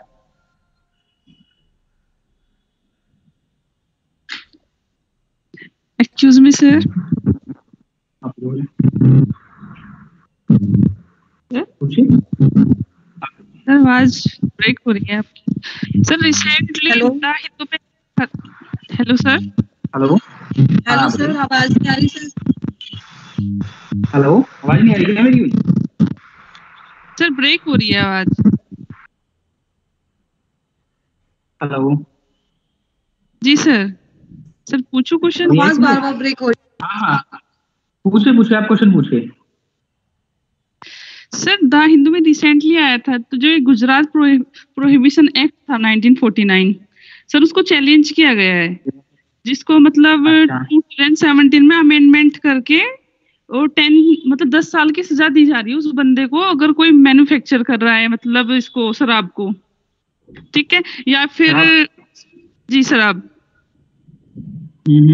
गुजरात में सर ये मैन्युफैक्चर कर रहा है या फिर उसको कंपोजिशन कर रहा है, उसका कंजप्शन कर रहा है सॉरी, या फिर सेल कर रहा है, तो मतलब उसको 10 साल की सजा है, ठीक है सर। तो सर ये क्या हमारे मतलब राइट टू प्राइवेसी है, राइट टू इक्वलिटी को मतलब उसके खिलाफ नहीं है सर? नहीं, ये खिलाफ कैसे हो गया? आप ये देखो, मैं बता रहा हूँ ना, बाकी तो देखो मैं एग्जैक्ट देखिए, मतलब इसको मेरे को जो आपने एक्ट बताया कब का ये, आप ये मुझे बताओ कौन से किस दिन का आर्टिकल है या किस दिन का कुछ है, मैं एक बार उसको फिर से रीड करूंगा। लेकिन मैं जो अभी आप यही तो बता रहे हो ना कि कोई सुनो जी सर, अभी आप यही बोल रहे हो ना सिर्फ कि मतलब कोई बंदा है जो 10 साल से शराब बना रहा है ना, इलीगल। नहीं सर ऐसा नहीं, मतलब गुजरात में बैन है, गुजरात में ना तो हम सेल कर सकते हैं, ना हम कंजप्शन कर सकते हैं सर। तो सर उसको अभी चैलेंज किया गया 3 से 4 दिन पहले। अभी वो चैलेंज किया गया एक्ट को? जी सर। तो सर ये मतलब अब से पहले ऐसा क्यों था सर वहाँ पे, मतलब वैसे अभी तो अभी भी नहीं हुआ है, मतलब सर अब से पहले ये चीज क्यों थी कि वहाँ पे हम मतलब कोई ड्रिंक नहीं कर सकता है? देखो यार, पता है, देखो मैं आपको 3-4 चीज बताऊं, इस पे क्या होगा, फाइनल जो जजमेंट होगा वो तो सुप्रीम कोर्ट का होगा, है ना, वो पता नहीं क्या चीज बोलेंगे। लेकिन आप एक चीज देखो, आपकी इसमें राइट टू इक्वालिटी का तो देखो ऐसा कुछ हुआ ही नहीं, है ना। सर इक्वालिटी देखो ये जो स्टेट को तो हमें परमिशन है, बट गुजरात को क्यों नहीं है? इसलिए सर मतलब वहाँ के बंदों को क्यों नहीं? यार ये नहीं, वो बात आपकी सही है, लेकिन कहीं ना कहीं क्योंकि हमारे यहाँ जो मॉडल फॉलो होता है यार, वो फेडरल भी तो है यार, ये भी तो देखो ना। क्योंकि फेडरल उसमें तो राज्य सरकार को अधिकार है ना। अब गुजरात सरकार ने ऐसा एक्ट पास करा हुआ है। गुजरात सरकार का मतलब क्या है, वहाँ के जो लोग हैं वही, आप ये देखो ना, कोई भी सरकार है वो क्या है, वो प्रतिनिधित्व है हम लोगों की, है ना। तो अगर गुजरात सरकार अगर राज्य ही चाहता है और राज्य के अंडर आता है अल्कोहल सब्जेक्ट, है ना, अब ये देखो अगर राज्य ने रोक लगा रखी है तो क्योंकि उसके राज्य का भी मैटर है ना। तो ये चीज है। आप ये बोल सकते हो कि अदर स्टेट में गया है सर अभी सर 3 से 4 बिहार में भी लगी थी पहले। सर बिहार सरकार ने भी लगाई थी, वो तो स्टेट गवर्नमेंट का हाँ राइट। हाँ वही तो मैं कह रहा हूँ, क्योंकि देखो ये होते हैं, ये स्टेट गवर्नमेंट के हुए हैं, ये आते हैं राज्य के अंदर, है ना। अब ये चैलेंज हुआ है, ठीक है ना, चैलेंज हुआ है। इसमें जो भी एडवोकेट जाएंगे, जो भी बोलेंगे, वो अपनी तरफ से दलील पेश करेंगे कि भाई हमारा राइट टू इक्वालिटी का हनन है ना हमारा। इसमें तो आप ये भी बोल सकते हो कि हमारा आप जो राइट टू, जो हमारा प्रोफेशन का अधिकार है ना। जी सर। लाइसेंस लेके आप ये देखो ना, लाइसेंस लेके आप दारू के ठेके चलाओ, है ना। अब आप मतलब शराब बनाओ, उसको बेचो, ये भी तो आर्टिकल 19 आपको अधिकार देता है ना कि आप कुछ भी प्रोफेशन कर सकते हो। लेकिन मैंने आपको उस टाइम बताया था कि आपको लाइसेंस लगा के उस पर एक रेस्ट्रिक्शन लगा दी जा सकती है ना। तो ये रेस्ट्रिक्शन समझ लो आप। दूसरी चीज क्या है, सबसे बड़ी बात यार देखो इसमें, क्योंकि राज्य की वो है ना सब्जेक्ट, उसमें यूनियन गवर्नमेंट इंटरफेयर नहीं कर सकती, है ना। राज्य को अपने अलग अधिकार हैं और केंद्र को अपने अलग अधिकार है ना। इस पे तो देखो सुप्रीम कोर्ट जो वर्डिक्ट देगी वो देखते हैं क्या वर्डिक्ट देगी, है ना। अभी आप इसको मतलब अभी क्या है, आप इसको फॉलो करोगे, है ना, कि सुप्रीम कोर्ट क्या देती है ना, ये चीज है ना। राइट टू इक्वालिटी, हाँ आप जो बोल रहे हो वो सही भी, मतलब ठीक है, लेकिन बात ये भी है ना क्योंकि राज्य ने इसके ऊपर लॉ बनाया हुआ है ना। तो राज्य की विधानसभा ने लॉ बनाया तो यार वो तो मानने होगा ना। तो ये चीज है, ठीक है। पूछो और किसी को कुछ डाउट हो। हम चैलेंज कर सकते हैं बट इसको चैलेंज तो आप कुछ भी कर सकते हो यार, इंडिया में आप चैलेंज तो कुछ भी कर दो, ठीक है ना। आप जैसे बिहार गवर्नमेंट का लॉ है, चैलेंज करना, देखो चैलेंज करना एक अलग चीज है ना। आप ये बताओ, चैलेंज तो यार अगर वो होता है ना कि किसी एक बच्चे के साथ भी अगर कई बार होता है एग्जामिनेशन को कुछ दिक्कत हो जाती है, वो बच्चे चैलेंज कर देता पूरा एग्जामिनेशन। तो यही तो खूबसूरती है हमारी डेमोक्रेसी, हमारे लोकतंत्र, है ना। चैलेंज हमारा कि कोई भी, है ना सर। हाँ वही सर, चैलेंज वो सर की बात, चैलेंज हमारा राइट है ना, हम कुछ भी चैलेंज कर सकते हैं, ठीक है ना। जो वो उस पे जो मानने हाई कोर्ट या मानने supreme, okay sir, thank you sir. वो उनका वो है, वो कॉन्स्टिट्यूशन के हिसाब से बताएंगे, है ना भाई, ठीक है। और एक चीज ध्यान रखना कि कभी भी आपसे कोई बोले कि आवाज ब्रेक हो रही है, इसी को ध्यान रखना। अगर कोई बोले ना आपसे कि भाई ये एक्ट कॉन्स्टिट्यूशन है, ये एक्ट कॉन्स्टिट्यूशन नहीं है, इस चीज को ध्यान रखना कभी भी किसी भी बात में। हेलो सर, एक क्वेश्चन पूछना था। हेलो मैं एक सेकंड आप पूछ लेना, मेरी आवाज आ रही है जी? ये सर आ रही है, ब्रेक हो गया, बोल दीजिए। हाँ मैं क्या बोल रहा हूँ, अगर कभी भी आपसे कोई ये बोले ना कॉन्स्टिट्यूशन एक्ट नहीं है, ये है, सिंपल मतलब है कॉन्स्टिट्यूशनल एक्ट का, जिसको सुप्रीम कोर्ट बोलते हैं कॉन्स्टिट्यूशनल है वो कॉन्स्टिट्यूशनल है, जिसको सुप्रीम कोर्ट बोलते हैं नॉन कॉन्स्टिट्यूशनल है वो नॉन कॉन्स्टिट्यूशनल है। चाहे राज्य सरकार कुछ बोले, चाहे कोई सरकार कुछ बोले, है ना। संविधान किसी भी एक्ट का कॉन्स्टिट्यूशनल होना और नॉन कॉन्स्टिट्यूशनल होना ये सिर्फ और सिर्फ सुप्रीम कोर्ट डिसाइड करेगा, है ना। उसका रीजन है क्योंकि वो guardian of the supreme constitution है ना। जो हमारे मौलिक अधिकार हैं उसकी जो रक्षा करता है वो सुप्रीम कोर्ट है ना। जो हमारा संविधान है उसका जो गार्डियन बोला गया है, उसका जो फाइनल इंटरप्रेटर बोला गया वो हमारी सर्वोच्च न्यायालय है ना, वो सुप्रीम कोर्ट ऑफ इंडिया है ना। तो इस चीज को ध्यान रखना, क्योंकि आप ये देखो अगर किसी ने सुना national judicial appointment commission NJAC, जिसमें ये था कि जो जजेस होंगे उनको सरकार नियुक्त करेगी, सुप्रीम कोर्ट ने यही बोल के उसको खत्म कर दिया था, है ना। और उसके अलावा अगर कोई भी डिबेट होती है कि भाई ये कॉन्स्टिट्यूशनल है नहीं कॉन्स्टिट्यूशनल, डिबेट होना एक अलग चीज है, लेकिन एक बार सुप्रीम कोर्ट ने ये बोल दिया कि भाई ये नॉन कॉन्स्टिट्यूशनल है तो है नॉन कॉन्स्टिट्यूशनल, ठीक है ना। आप राय कुछ दे सकते हो अलग, है ना, लेकिन आप उस चीज को जजेस के फैसले को डिस्कस नहीं कर सकते, है ना, ठीक है। जो माननीय सर्वोच्च न्यायालय का जो फैसला कॉन्स्टिट्यूशनल है, जो सुप्रीम कोर्ट बोल देगी वही कॉन्स्टिट्यूशनल है, और जो सुप्रीम कोर्ट जिसको नॉन कॉन्स्टिट्यूशनल बोल देगी वो नॉन कॉन्स्टिट्यूशनल है ना। इसके अलावा कोई और कॉन्स्टिट्यूशन नॉन कॉन्स्टिट्यूशन का मैटर नहीं है। आप बोलो कुछ क्या को समझ सर, एक आर्टिकल आया हुआ था जिसमें लिखा था Delhi lame duck assembly. Sir वो लैम डक असेंबली क्या है? Delhi lame duck assembly, yes sir, वो वर्ड डिफाइन नहीं हो रहा है, मतलब ये है क्या चीज?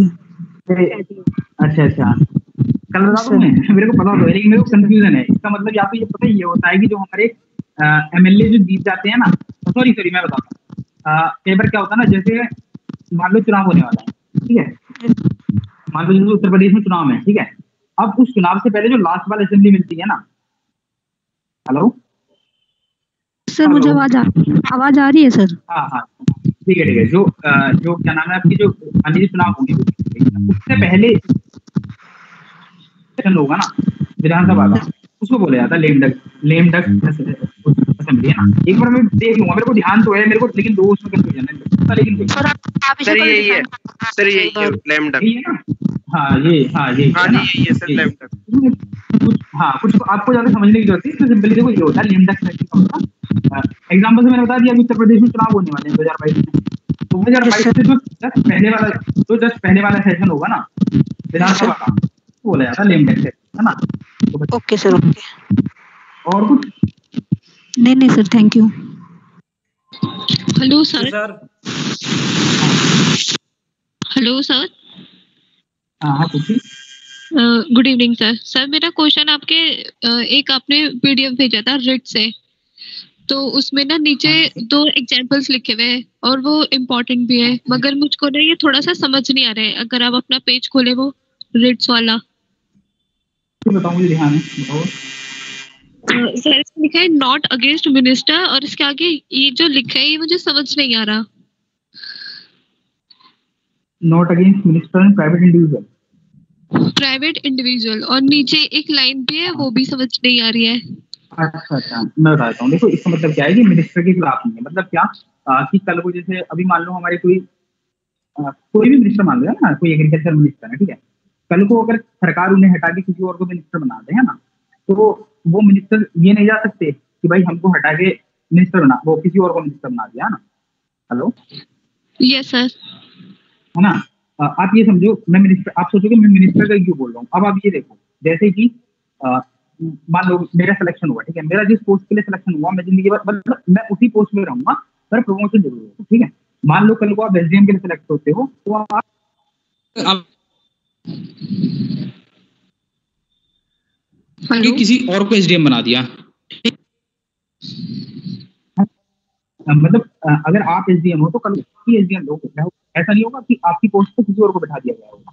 अगर आपकी पोस्ट पे किसी और को बैठा दिया गया तो आप क्या करोगे, आप तुरंत सुप्रीम कोर्ट चले जाओगे, रिट जारी करोगे। लेकिन मिनिस्टर करना ना सरकार के हाथ में, सरकार